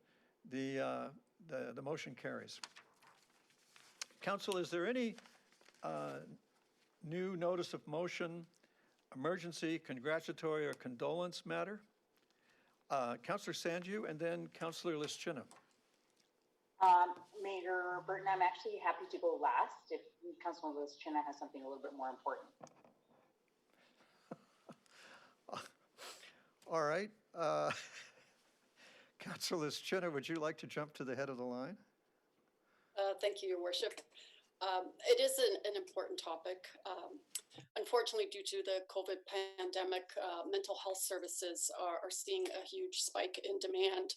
And considering this week on January 28th is Bell Let's Talk Day, which is Canada's Mental Health Awareness Day. I just wanted to remind residents that we have an excellent resource here in Oakville called ROC, Reach Out Center for Kids. They provide mental health supports for families and children, and they have a 24/7 crisis line at 905-878-9785, or they could be reached on rockonline.ca. And I think it's really important to make sure that residents are aware. Thank you. Thank you, Councillor. Councillor Haslett-Thiel, I believe you may be next. I just wanted to give congratulations to what will hopefully be soon passed, the new BIA directors for downtown. We're excited to have them on board, and we're looking forward to their participation in continuing to make downtown the best downtown in Canada. Thank you very much, Councillor. I've met your new hire, and she is a very, very impressive individual. And I think all of us on council can legitimately hope for great results. So thank you for mentioning that. Councillor Sanju, I believe you can now go last. Thank you, Mayor Burton. I appreciate your little shuffling with me. And I did want to defer to Councillor Lischina's very important comment. I just wanted to bring everybody's attention back to my 100-day challenge. I know that I've challenged everyone here at council to 100 days of activity. I'm on day 3 of my 100 days of activity. It can be anything from a short walk to 10 squats in your house, to even running on your treadmill or getting outside with your kids or your family. I also now extend that challenge to all the residents of Oakville and everyone on staff. Please, please, please take some time and get active. All right, Council. I'm not aware of any requests for reports. Am I accurate in that? All right. I ask that because I do have a bit of new business, and it requires going into confidential session, and I wanted to get all the public matters cleared before we do that. So I have a late-breaking update on a confidential matter regarding a proposed or pending acquisition or disposition of land that I would like to share with council. And in order to do so, we need to waive our procedure bylaw to permit an item of new business to be added to the agenda. The motion would read, for which I'm seeking a mover and a seconder, that in accordance with section 1.2 sub 2 of the procedure bylaw, the rules of procedure established in section 17.2 and 14.1 be waived to permit consideration of new business regarding a confidential matter regarding a proposed or pending acquisition or disposition of land by the municipality or local board. May I have a mover? Councillor Dudek. May I have a seconder? Councillor Giddings. Thank you. Is there any objection to the motion? Madam Clerk, there is no objection, and we will now rig the meeting for a session closed to the public. And from experience, I know this is going to take us 2 or 3 minutes, so if you need a break, this would be a good time to take a short one. Thank you. We'll be right back. All right, Council has resumed its meeting, having met in a brief session closed to the public in accordance with the procedure bylaw to consider new business regarding a confidential matter regarding a proposed or pending acquisition or disposition of land by the municipality or local board. Council, we've finished all of the work except for the consideration and reading of the bylaws. I wonder if 2 of you would give a motion and a second. Councillor Knoll and Councillor Elger, thank you for your quick hands. This is for the bylaws as listed in the agenda. Is there any objection? Madam Clerk, I see no objection. The bylaws are adopted. Council, thank you very much for your time and attention and your good work, and you were very efficient tonight, too. We're finishing before 10:30, and it has been, as always, a great pleasure to work with you. And that is the end of the meeting. Good night.